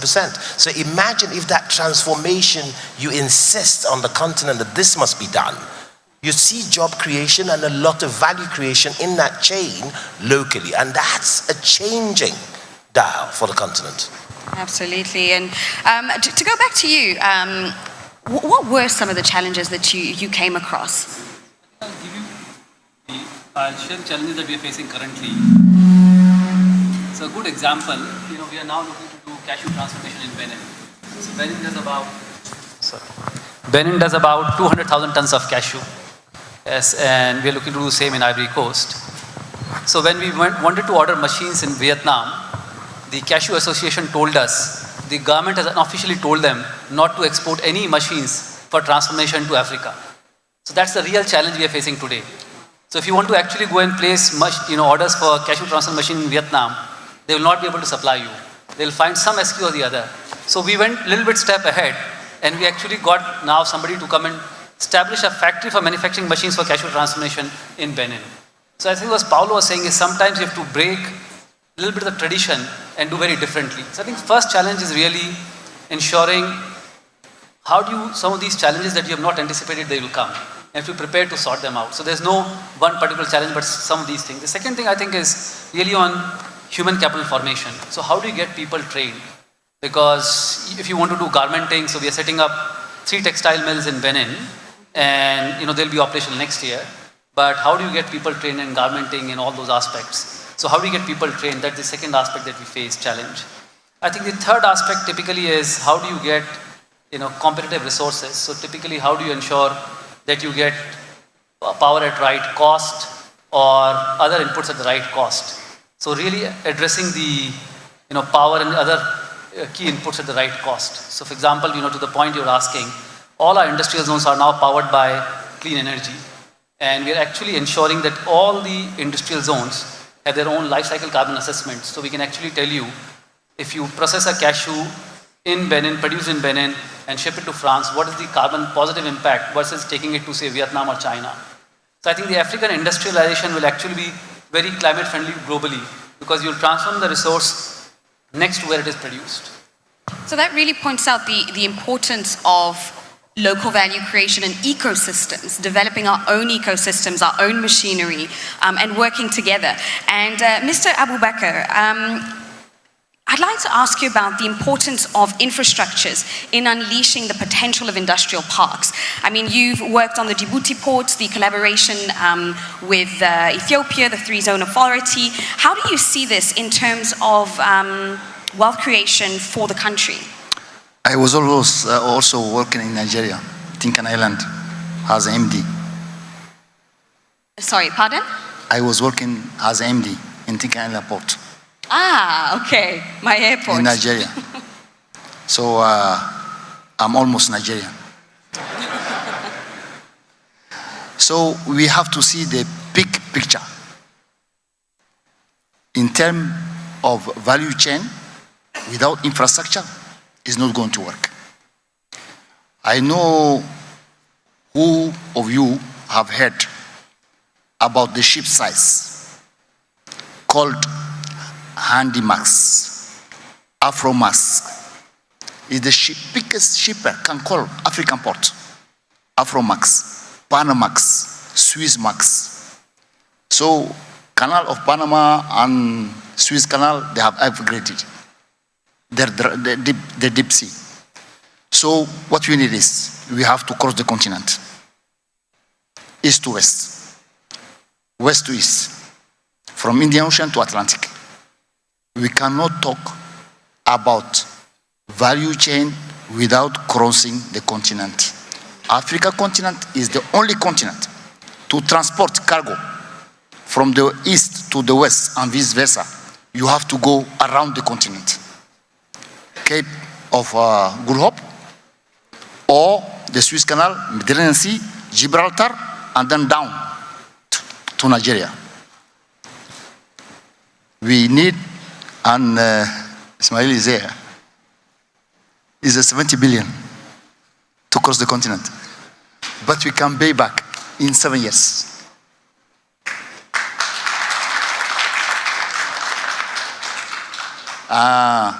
The other thing is energy. Deep sea ports, we are doing in the West. You know, out of 45 countries landlocked in the world, 17 is located in Africa. In the East, we have long sea coast.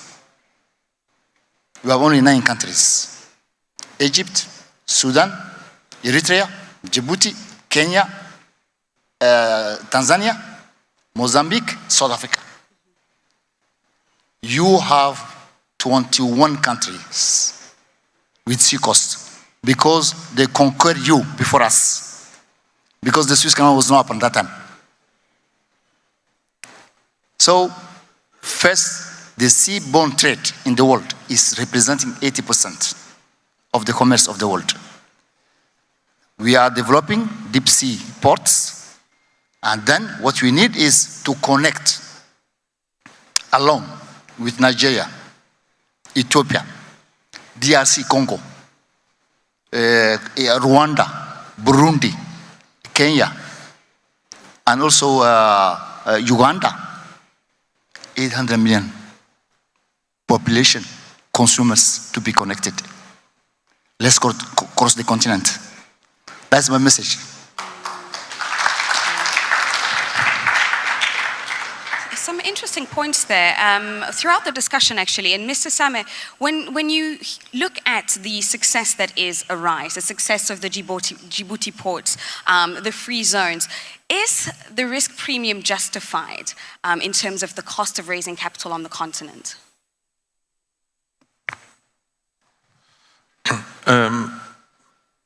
The short answer is no, but the longer answer is, if you look at the project on a standalone basis, the risk is high. If you look at the project and think, how will you transform the product? How will you move it to the nearest port? And how will you export it to realize value? Then the risk significantly goes down. And this is exactly what we do at AFC. We are not a financial institution. We are solution providers. So we look at the project, we see how can we help that project develop, get more value? How can we connect it, whether it's roads, rail, etc., special economic zones to add more value to capture part or all of the supply chain, and then the ports. So if you look at each of these pieces alone, it could be a risky project. But if you look at the whole chain, you immediately reduce the risk of the project. There is also the perception. I mean, I'm going to give you two examples. The difference between the perception of risk and the real risk, I call it the Google effect. I come from Egypt. If you Google Egypt today, you will see that there was a terrorist attack 2 days ago that killed 11 security forces. If you don't know, if you're an investor, and if you don't know Egypt, if you're a Western investor, you would be terrified. But if you know Egypt, if you're part of the people in the room here, you would know that this happened in the northeast of the country, and that Egypt is a thriving country. I want to take the example, final example, I know we're running out of time, of insurance. From owning a car to owning a power plant. If I am compliant, if I pay, and if I don't default on my car or on the power plant, the insurance premium has to go down. The insurance sector in Africa doesn't do that. You actually pay a higher premium every year, even though you're compliant, even though you're paying your debt. So there are areas where we have to focus on to reduce our cost and also reduce the perception of risk. Thank you. I really like what you've just, the element you've just brought there, the Google effect. In listening to what all of you have said today, I really get a sense of, firstly, a lot of opportunity, but also a lot of work. We need to get our hands down and actually move the needle, and also put some efforts into reversing the Google effect and making the Google effect work for us. I'd like to thank all of my panelists. Unfortunately, that's all we have time for. One last comment from you, Mr. Thanks to Africa Finance Corporation, we moved on energy sector. That's not our core business. But for transportation, you know, in Egypt, we had this ship, Evergreen. Yes, 400 meters. Has more power on board than the railway Djibouti to Addis. They had on board 32 megawatts. Thank you. Says my. Thank you very much. Thank you. Let's give them a round of applause. Thank you so much. Thank you to a great panel, and thank you, Tanya. Your work is not done here yet. Well, no, the rest of gentlemen can exit stage left. Thank you very much, gentlemen. Tanya, you are going to bring a very esteemed guest on, but I want to correct a sort of error of mine. You know, I make one mistake per conference, and that was not acknowledging a few people who've traveled many miles to be here, and our members and represent presidents and our true stalwart world partners to AFC in this next 15-year journey that AFC will take. So I'm just going to read a few acknowledgements before I hand over you to do your one-on-one. You're going to do a one-on-one with the Honorable Nicholas Kasadi, Minister of Finance, DRC, who's representing, of course, His Excellency the President. But before you do that, I want to acknowledge our brother from Chad, Mr. Abderrahim Yunus Ali. He is the Secretary of State for Economy, Development Planning and International Cooperation. I'd also like to, yes, thank you very much. I didn't even have to ask, thank you. This is a family. Next door neighbors, Cameroon to Nigeria. The Director General of CNPS Cameroon is Mr. Alain Mekulu. He is here with us. He's traveled from Cameroon. And representing the President of Senegal, His Excellency Nicolas Auguste Nyoki, who's the Ambassador of the Republic of Senegal right here in Abuja. Give him a round of applause. And His Excellency the Ambassador of the Republic of Côte d'Ivoire to Nigeria is His Excellency Mr. Traoré Kalilu. He is also here. I acknowledge your presence and we are grateful for your presence. Okay, I've corrected any errors and I will now hand over to Tanya to do your one-on-one. Okay. It's one. No.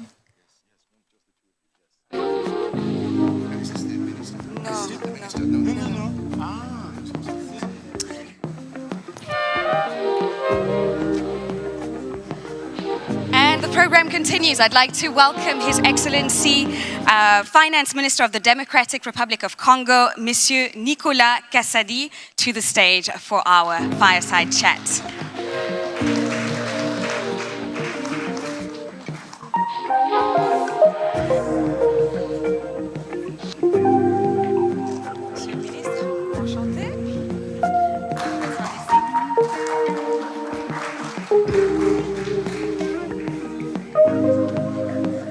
Honorable Minister, it's a pleasure to have you here.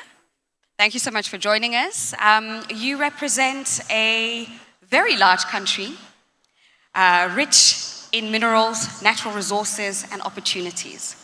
Now, you've joined office recently, a little over a year ago, and I'd like you to, perhaps with our first question, reflect back and look forward at the same time. As Finance Minister, what is your top priority when it comes to infrastructure development for the country?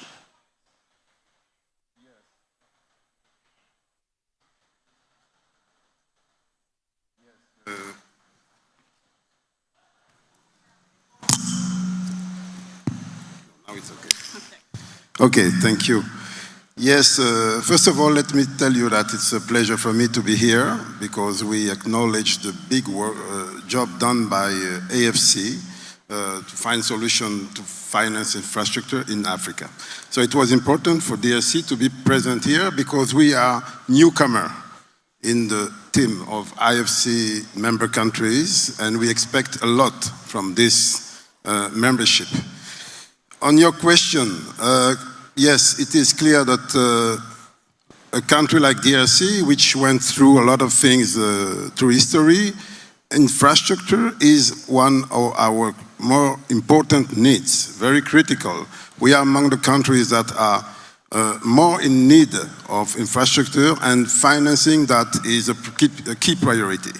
And for me, what we are doing is, first of all, to raise public funding accordingly, because we are doing our best to raise the level of the ratio of public income through GDP, and we are doing quite well, thanks to a lot of reasons. One of that is that we have raw material that are very critical to the energy transition, and with a high price, high level of price globally. So we take advantage of that and we are putting in place key reforms. First of all, to have more funding locally and externally, and that's why we are a new member of AFC. And second, we are putting in place key reforms because the model is important. Not only the money, but also the model to attract public and private funding accordingly. That is the key part of my daily job. And what are you doing when it comes to making the DRC appealing to foreign investors? Yes, first of all, we want to make things very simple and clear. Very clear policies and to facilitate business environment and allow our investors or global investors to see the opportunities that the country is giving, because in terms of opportunity, it is one of the biggest opportunity land in the world, DRC. But we have to change that potential to reality. Absolutely, and one thing that has been coming up, well, throughout the day is the notion of local value creation and industrialization. Now, looking at a country such as the Democratic Republic of Congo, where you have a lot of natural resources, but where, for the most part, it has been exported in raw form. How are you going about economic diversification and increasing local value content creation? Yes, absolutely, you're right. You are raising a very relevant question. Having more value added internally is a key priority in terms of diversification. We have the mining sector, where we are one of the best in Africa in terms of potential, but we have also agriculture. But we start by the mining sector. And our short-term objective is to be able to start transforming our raw material into like the battery component, precursor of batteries. We have some project. We have started with Zambia, and this will change completely the situation of the country. This will bring Congo into the industrial world and add value. We are talking about billions. We can move to trillion very quickly, and that is one of our key objectives. And a big topic at the moment, Honourable Minister, is that of net zero. And the fact that the world is moving towards reducing climate and carbon emissions. Now, what I found quite interesting is that, well, when we think of net zero, we obviously have to think of the minerals that are being used in the batteries that are going to replace some of the emissions that we're currently using. Now, there was a study that was made which identified the DRC as one of the potentially leading countries to be able to develop particularly lithium. So where are your plans in terms of that? Yes, and that study made by Bloomberg, which is a reliable entity. Bloomberg said that it is 3 times more profitable to do it in DRC than doing it in China or in the United States. That means that we are the future. That is our comparative advantage. We want to take advantage of that, and we are doing that. We are in the process of doing that in this short term. But when you talk about zero carbon, that's why we say that we are a solution. We are a solution country for the world, because we have the assets. We have the 70% of the world cobalt is in DRC. We are among the top producer of copper, etc. So we are bringing solution. But also, I heard the voice raised by our leaders, the president of Ghana and the vice president of Nigeria this morning, saying that we need strongly to have a common narrative when it comes to effort to achieve our global goals in terms of climate challenges. And it is obvious that we are not part of the problem. We are the solution, we bring the solution, but we don't get back what we should get back in terms of solidarity at the world level. It was said that we are not among those who have spoiled the climate, but we are suffering from that, and we don't get enough funding. So access to funding is a key priority. Should be seen as a global challenge and a global objective. Otherwise, we will miss our objective on climate. Indeed, and I think it was the president of Ghana who noted this in terms of COP26, and he said that we hadn't gathered together, but it seems that we are all suffering together for something that wasn't necessarily created by us. In terms of COP27, what are your ambitions for the country, and what are you expecting? On the next COP? The next one, yeah. No, first of all, let me tell you, an example like DRC, we have in our country is as big as all the Western Europe, and even more than that. we have 60% of the rainforest of the continent. So it's an asset for the world regarding climate. But we receive only less than 5%. We receive only less than 5% of the green finance that goes to Africa. This is completely unfair, and we will miss, if we miss our development, the world will miss its climate objective and we'll all be missing. So that is something that is important. Things should be seen differently. So this is linked to the notion of risk that we discussed earlier.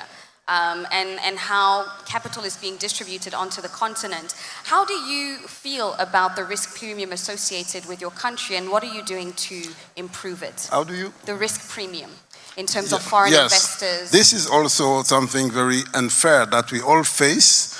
But what I see is that some people from what we call the new world, they come to understand that this risk premium that they are putting on us is completely unfair. It is not to their advantage, because we are the place where you have perspective, where you have opportunities that you don't have in the Western world. So I think things are moving, things are changing, and I hope that it will continue to change. But for the time being, we are struggling to make this message, to raise that voice so that people understand. Do you feel that a united voice would be stronger? Absolutely, absolutely. And also, you know, coming here was also important. Why? Because AFC is the kind of response that we are giving as African, because in an African initiative, African funding for African challenges regarding infrastructure. Absolutely, absolutely, no doubt about that. And on the notion of industrialization, or let's call it mass industrialization, how can a country such as the Democratic Republic of Congo leverage its natural resources for accelerating industrialization? Yes, for the time being, our comparative advantage is mainly on the assets that we have. But we should improve that comparative advantage on our human capital. That's why it is so important to invest in human capital, because that is the things that will make the change. Now it is profitable to make batteries in DRC more than China and US only because of national resources. But at a certain time, we will need to have people well trained, and that is why our president has put an emphasis on investing in human capital, making free education a reality, etc., etc. I'm so glad, Honourable Minister, that you raised that notion. That was going to be my next question. In terms of human capital, I mean, for a lot of our nations, we are the youngest continent, and for a lot of our nations, we have an issue when it comes to the youth and the economic environment upon which they're going to find themselves in. How are you tackling this in the DRC? How do you? How are you tackling youth and human capital development? Yes, but that's what I was saying. First of all, we start by the foundation. You know, education, like I think every country in Africa, they talk about free education for all, but it's not a reality. So starting to do that is the first step. Then you get at the secondary level, at the vocational training and all the other activities. And entrepreneurship, which is key, because the future of employment is entrepreneurship indeed. So, and people should change their way of seeing things, and we have to prepare our youth in that regard. That's something that we don't do enough, I think, at the African level. And also, if you want to have entrepreneurs, you need funding, you need some infrastructure, you need water, you need energy, which are critical. And on energy, we need to fill the gap. Africa is too much left behind in terms of access to energy, and you cannot do anything if you don't have energy, if you don't have finance. And in terms of capital allocation for the country, when it comes to developing the skills required for those industries that you identified, so notably the mining industry, as well as the new metals, how are you allocating this? No, you talk about internally, or? Yes, internally. In terms of developing this, creating the skills, developing the skills in the country. Yes, we are working hard to be able to to fund our key areas where we need skills, but it is clear that this is also a matter of solidarity at the world level. Otherwise, we will never be able to make it. So, because we are too much behind, so we need solidarity. And that is where we want to put our, the most important direction of our collaboration, our, how do you say it, cooperation with the world, yes. Thank you so much, Honourable Minister. I believe that our time is now due. I appreciate your time. Thank you so much for joining us today. I'm now going to, can we have a round of applause for the Finance Minister of the Democratic Republic of Congo, His Excellency Nicolas Kasadi, representing the Presidency. Thank you very much. Your Excellency, before you leave, I just want to call the President of AFC, Samaila Zubaira. DRC is one of the newest members of the AFC family and an important one. It's wonderful. Give him a round of applause. I also want to call Sanjeev Gupta, Samesh Shanuda, if you are here, our Chief Investment Officer, and Ayan Adam, who runs AFC Capital Partners. If you're here, please come and let's take a photo together. It cannot be underscored the importance of the relationship between AFC and DRC. There is a bright future now more than ever. This is the time when these sorts of partnerships are crucial. So if I could ask you to come together, all of you. Yes, yes. If the Minister of Chad is here, is the Minister of Chad in the actual room? If he is here, it would be wonderful if the Chad, no, he's not. Okay. Okay, so why don't you join them? You're so colorful. There you go. So, snappers, make una snap.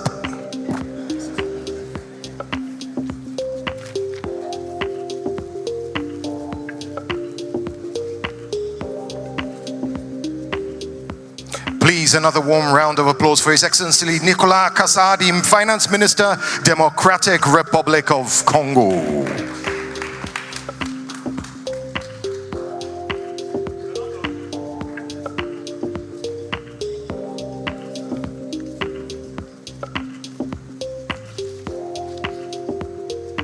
Okay, gentlemen, that's it. Merci beaucoup. No, more pictures? What's going on? More photos? Ah, okay. No, I think we have to go. Thank you. No, don't take the chairs. We're doing a panel. Don't take the chairs. I know. Oh, you're just changing. Okay, we're going to move on to the final session before lunch. You've been watching the Africa Finance Corporation's Infrastructure Solutions Summit 2022, holding in the Federal Capital Territory, Abuja. The summit aims to bring about concrete solutions to some of the most pressing issues on the continent. Key themes such as current geopolitical shift and their implications for Africa, the continent's role in the global energy transition, the state of play in the digital sector, and more have been explored during the summit, with speakers such as Ghanaian President Nana Akufo-Addo, Nigeria's Vice President Yemi Osinbajo, Tony Elumelu, representative of Aliko Dangote, Kingsley Obiora, and many more. The summit, one of a series of events marking the 15th anniversary of the Africa Finance Corporation, also provides a unique networking platform to enable partnerships that will help Africa overcome historical development challenges. Mr. Shanubi, Mr. Kiari, and Mr. Saar. Don't see anybody. Oh, there we go.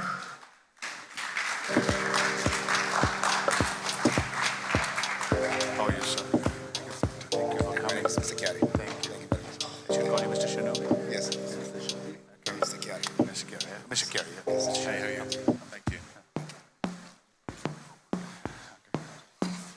Right, and is Carlos here? Thank you, Carlos. How are you doing? Good to see you again. Sir, well?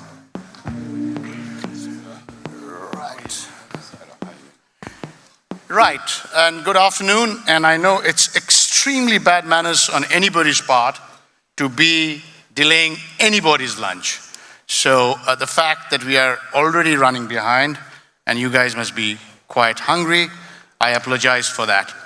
But what I'll hope to do to compensate for this is to stoke some real fires in the next half an hour, so that when you do go for lunch, hopefully you will feel that much more angrier and hungrier, if that makes sense. Okay, so that's a deal. Thank you very much. So in order to start this discussion, I will actually make a few general comments because I don't want to be judgmental, but I do want to throw the gauntlet down.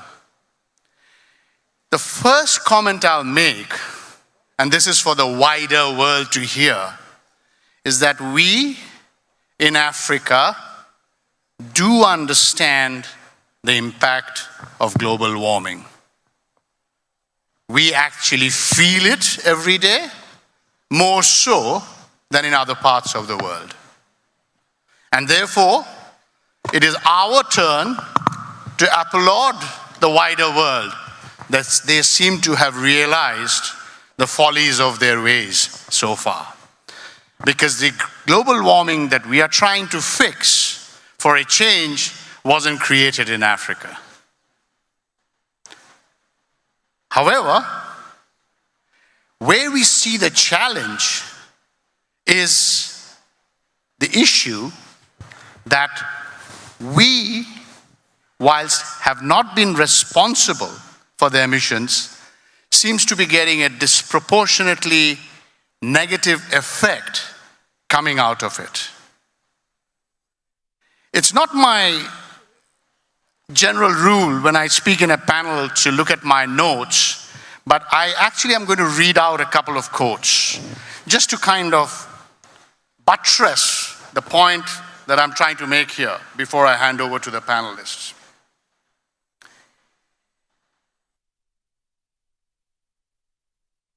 Today, what we are seeing is that capital has disappeared when it comes to investing in fossil fuels. We see pledges made on climate funding not being delivered on. And what we also see is the opportunistic swings, if you like, and the duplicity about how the world is looking at transition.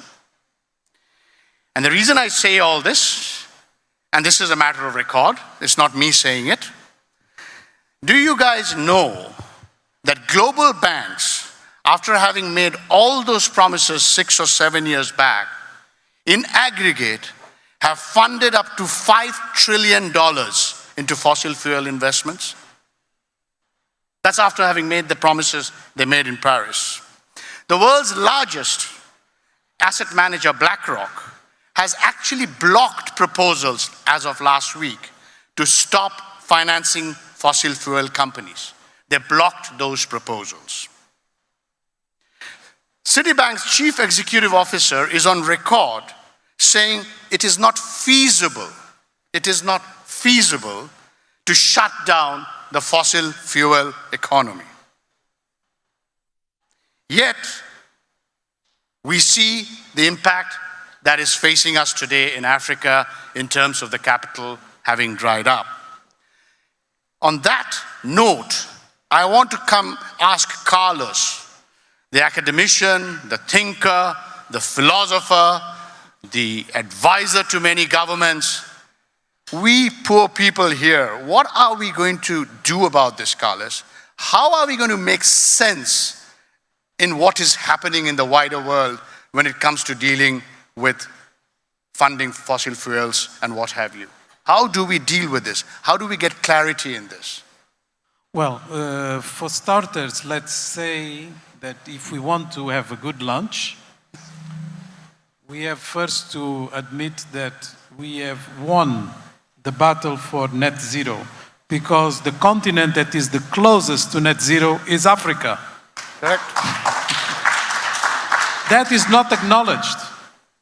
It's of course net zero by default, not because we industrialize, not because we develop, but it's also because we allowed others to do so with our resources.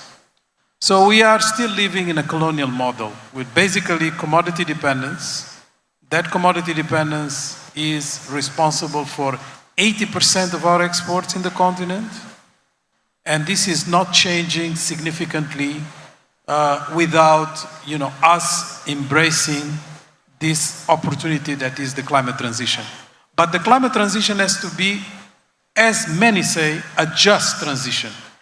What the problem we face is that just transition is defined, like many other things, not by Africans, not by those who suffer the most, but by those who have the power of actually influencing policy, but also influencing public opinion. So you end up with this situation that is quite paradoxical. We have currently in the continent a situation of extreme weather and parts of Africa with an increase in degrees above 1.5%. People forget that when you talk about 1.5% is about the average, it's not about every single place. And to get to that average, those who suffer the most are the Africans, and we are seeing it. And yet, every single promise that has been made on climate finance has not been met. My calculation is that we are about 1 trillion deficit in relation to what has been promised. 1 trillion.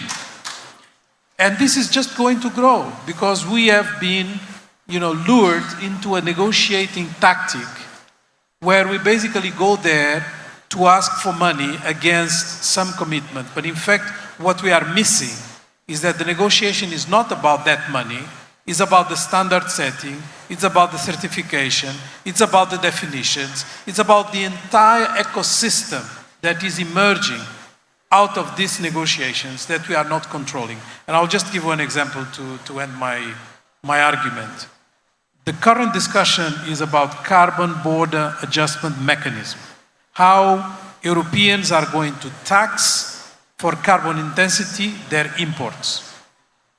And they are saying they are not making any exceptions, which means there are no exceptions for Africa. Since most of our exports are either fossil fuels or carbon intensive still, we are going to pay a huge price out of this definition that apparently is good for the planet. The problem is that it is good for the planet for some part of the planet, not for other parts of the planet. And we have to wake up for this type of very refined, sophisticated type of negotiations that are getting us into a trap, and we will not get out of the trap if we just keep asking for money like charity. Thank you, Carlos. What you're saying is what's good for the goose has got to be good for the gander as well, and that's not happening. Let me come to you, Mr. Chiari. In your role as the Group MD of NNPC, you represent not only one of the largest resources of oil and gas on the continent, but you also represent, in a way, the aspiration and hopes of many, including obviously 220 million Nigerians. How are we going to balance this global narrative vis-a-vis the need we have at a domestic level, at a regional level, to be able to fund our own development? How are we going to manage this? Thank you very much, Mr. Gupta, and thank you for the opportunity to speak here. First of all, I think we will miss the point if we don't recognize that there is an abject energy poverty in Africa. And you'll see reflection of that everywhere. I'm sure as you're coming in here, you must have seen fuel queues outside. It just tells you the level of poverty of energy that we have in the country. Very thin supply chain disruption can just cause a problem in any country, just like our own, that you can see here.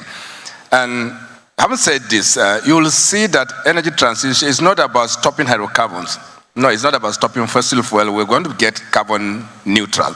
The meaning of this is that we're going to have cleaner use of hydrocarbon so that ultimately the impact on the environment will be minimal. And coming to the context that he brought up, yes, in Africa, our contribution probably 3-4% of the maximum carbon emission. That's very true. But we're a very resource-dependent continent. And for Nigeria, for instance, we have over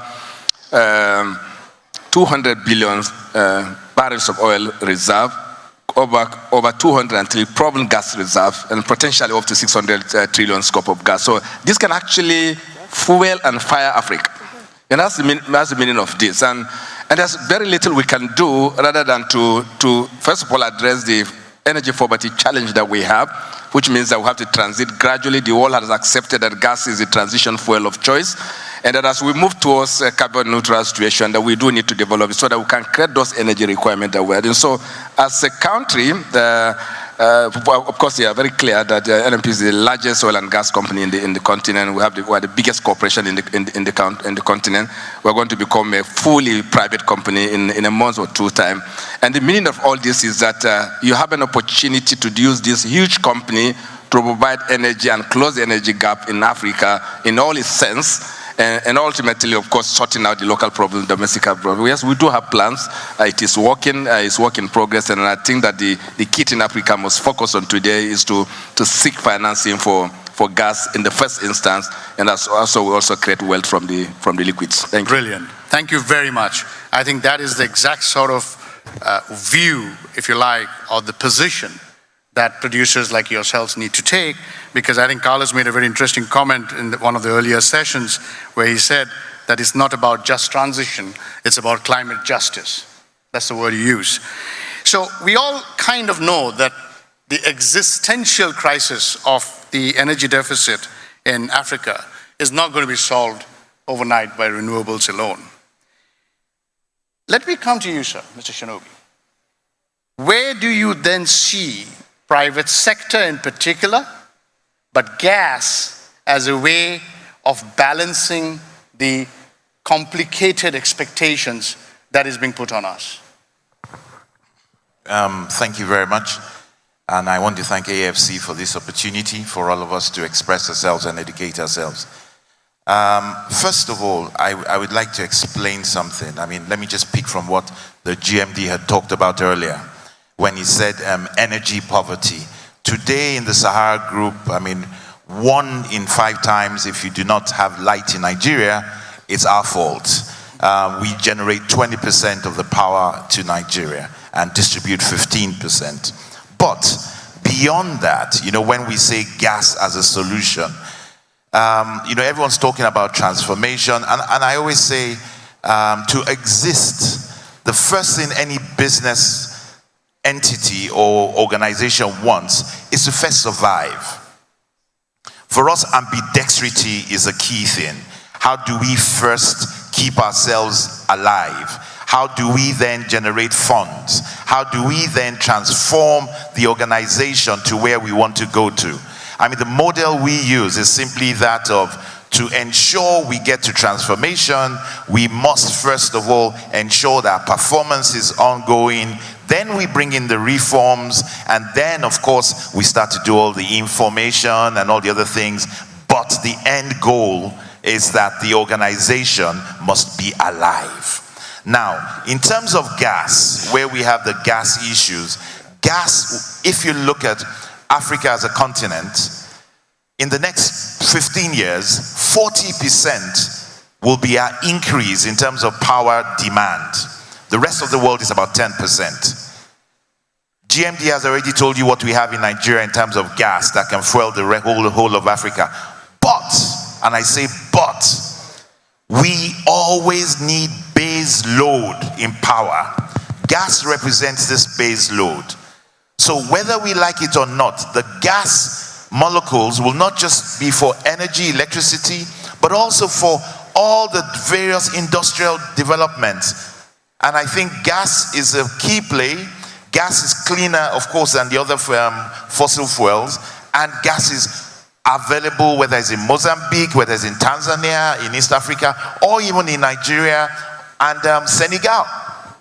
And Samuel will tell you the amount of huge discoveries they recently at least found in Senegal.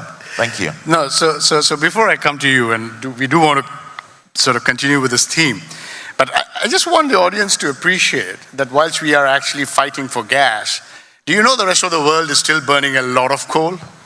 The US alone increased its coal production 2021 by 7% and is projected to increase it by another 5% in 2022. UK, Italy, India, they have cranked up their coal power stations just to meet the energy crisis. In fact, one of the classiest quotes that I picked up recently was from this gentleman who is the EU's climate chief. And given everything that's happening geopolitically, he said that countries can burn coal as an alternative to Russian gas and still meet the EU's emissions targets. This is not me saying it, ladies and gentlemen. This is the EU climate chief.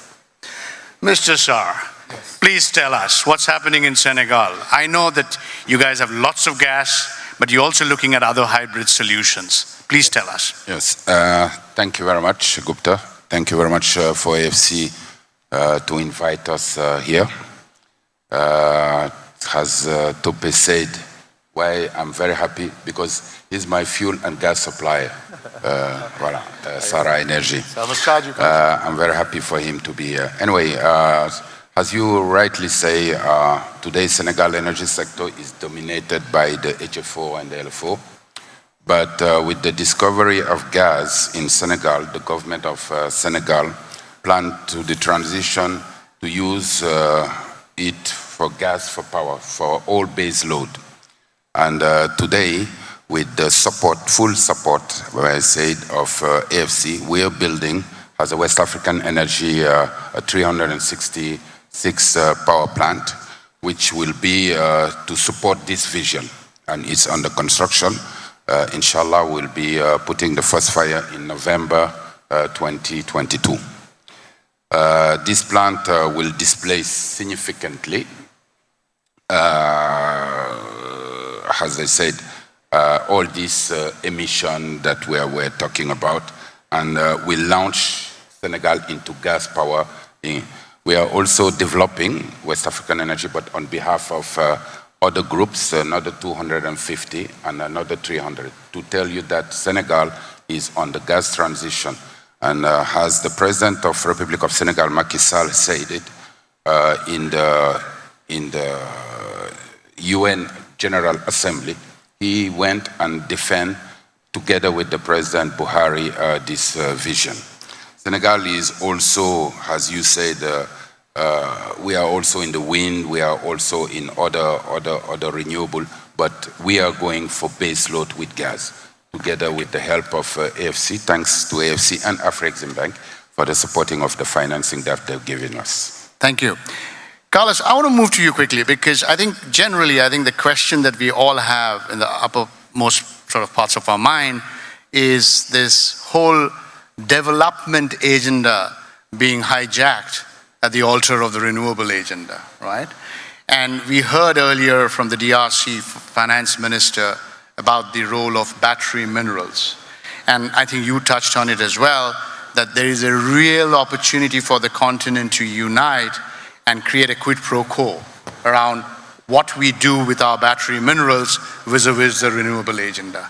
Can you tell the audience a little more how we should approach this and why this could be our biggest opportunity? Yes, I think in the morning sessions, we had a lot of discussions about the risk premium associated with Africa. And part of it is due to a number of very important indicators that are used by rating agencies and other investors. And I think it's important for us to acknowledge that we are going to face a world where this type of indicators are going to move more and more into green considerations. Now, the greener considerations are not necessarily fair, and they are going to be done in such a way that I think a lot of it can be greenwashing rather than actually transforming, like your quote about the EU climate chief. And I think it's important for us to play geopolitics the same way as other regions play, which is we have to define our needs. That's precisely what the AFC paper does, white paper does. We have to define our needs, and when we look into the development needs of Africa, we can see that the energy transition is going to play the most important financing role. It's going to be the biggest part of the development finance needs of the continent in the near future. So we have to get it right. And getting it right means that we have to have a short, medium and long-term strategy. The short-term strategy is how we get out of coal, I would say, because that is really urgent. It's not in our benefit, and it's going to be something that is more riskier than any other type of investment. But, countries like South Africa depend heavily on coal, and, it's not easy just to transition out of it. It requires a lot of financing. The medium strategy is gas. And the long-term strategy obviously is counting on technological innovation that is going to bring us other forms of base load, but also, the storage, dimensions that are going to evolve quite significantly. I can expect that by the middle of this decade, we will see a lot of improvements in the way we are going to deal with such type of investments. So for a country that is now going to do investments on energy for its development, it has to see in the reverse order. Whatever is possible for the long term, fine. What is not possible, you have to go to the medium. And what is even more difficult, you still have to consider the short term. You cannot just, erase and say we are going to do all just, the new forms of renewable energy that are sort of fashionable. Because we always had a very mature knowledge of how to make cost competitive investments on renewable. But those were geothermal and hydro. What we are now becoming more exposed to is this fashion about solar and wind. But, in fact, we have to combine all these different elements into the matrix. So Carlos, it's the art of the possible. We have to be practical, and we have to see how we get there. And we cannot fast forward. And it's geopolitical. And geopolitical, of course. Mr. Gary, I want to come to you because you heard what Carlos said about the art of the possible, the need for a coalition, the need for a hybrid or a balanced approach, the need for sovereigns to be able to balance their books, etc., etc. Very quickly, sir, given the wider hat that you do wear, how do you see the developing nations forming a front to be able to confront this rather irrational expectation? Maybe not necessarily irrational. I had the privilege of being at COP 26, and there is a frontal approach by African countries to say that there must be energy justice. This transition is not coming from the blues. We have different contributions to the current crisis, but more importantly, there must be a gradual transition in such a way that we address Africa's energy deficiency and poverty, and ultimately also arriving at the net carbon zero situation by 2050, 2060. That was the approach of all African countries. It's a very collective position, and that what it means is that we agree that there is an emission problem, but we absolutely cannot move at the pace that others are doing, and our contribution is absolutely not the same thing. There is a clear poverty that we need to address today as we transit. So having said this, what African countries can do today is, first of all, to insist that there must be energy justice. And you all accept this, and the current geopolitical realities, which my colleague here has just pointed out, had brought that also on the table, that there must be a different approach to the same problem that we're facing. So yes, by default, this will happen, because first, today, the world needs the energy resources, the fossil fuel resources that we have today. The world has recognized today that gas is green, and that gas is a transition fuel. So nobody's saying that fossil fuel in the form of gas is any longer the major problem of the world. And nobody's also saying that by 2050, there will be zero production of hydrocarbon. So in that manner, when you look at it, for us in Africa, is to insist that we must generate the energy that we require today. There must be a different time scale. There must be a different focus, and more importantly, we need to cooperate among ourselves to make sure that we address that energy poverty, which is very simple, as we're already doing in Nigeria. We're creating the Nigeria Trans-West Africa into Morocco gas pipeline, so that we can link all the countries and also bring in the gas from Senegal into the pipeline so that we can support ourselves. But there's still enough resources, more resources that we can handle, and that this conversation can actually be taken forward in a manner that the rest of Africa can benefit from the resources that we have. And I'm aware also that next week, APO is meeting in Luanda, and part of it is how can we integrate our infrastructure so that costs can be lower, so that we can support and help each other, and that insist that the world must finance this. And of course, we have a very good platform for doing this, the IFC. Thank you. Thank you. We're running out of time. Mr. Shanubi and then Mr. Shah will wrap up with you. Quickly, one comment I heard, that net zero is not necessarily net zero fossil fuel. The two are distinctly two different terms, if you think of it. But final comments from you, sir. Okay. For African explanations, we must always give African stories. So I'll make this quick. Mama Ekpeyong, sitting down in the village, and she's cooking with her firewood. And somebody comes to her and tells her energy transition, energy this, energy that. First of all, communication, zero. Secondly, poverty, as has been said, high, because she has no other source of living. She sells the firewood and she needs it for cooking. Now, for us to achieve everything you said, I mean, of course it will never be zero. Carlos had said a lot of what we call today, in Nigeria, we call it washing, but of course there's a lot of greenwashing, but I would say we need to communicate appropriately. Because that feeling of getting to zero and actually being at zero are two different things. And what the world has mastered today is making people feel they are at the zero, but the zero is relative. You just gave us examples now. I mean, we've seen a lot of turnarounds after the Ukraine incidents and other things. So necessity is the mother of invention, and whoever is desperate will do what he needs to do before he starts to think of what makes him comfortable. You mentioned, for the last thing, you mentioned, or someone was talking about the South African example, and I said, a while back I read something where the South African minister had said, I would rather burn my coal in a lit up environment than keep my people in the dark in a clean environment. Yep, we can only swim after we learn to float, pretty much.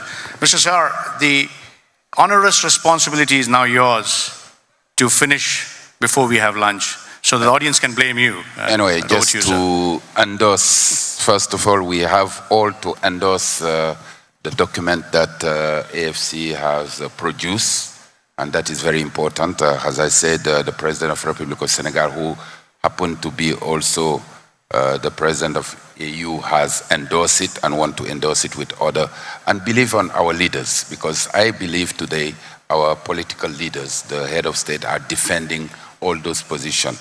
And also believe, as my case, the case in Senegal, I do believe that here in Africa, we can develop it on ourselves. We have African banks who finance us. West African Energy is a fully Senegalese shareholder, and we have an African fuel supplier. Thank you very much. Thank you very much, ladies and gentlemen. Mark, over to you. What a fantastic panel. I wish we could go on. Thank you very much for your able moderation. Thank you very much. Sanjeev Gupta, give Sanjeev a round of applause, and this wonderful panel. Thank you, gentlemen. Now, yes, indeed, you have earned your lunch. And what's going to happen is, if you just, if I could have your attention for a second, there are 4 lunches, themed lunches, on the mezzanine 2. Where is mezzanine 2? It's not in this building. It's a walk across to the main building.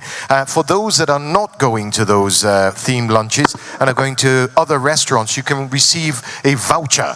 But for that, you have to go to the reception where you got your badge to receive your voucher to eat in anywhere other than the 4 themed lunches. I could actually tell you what those themes are.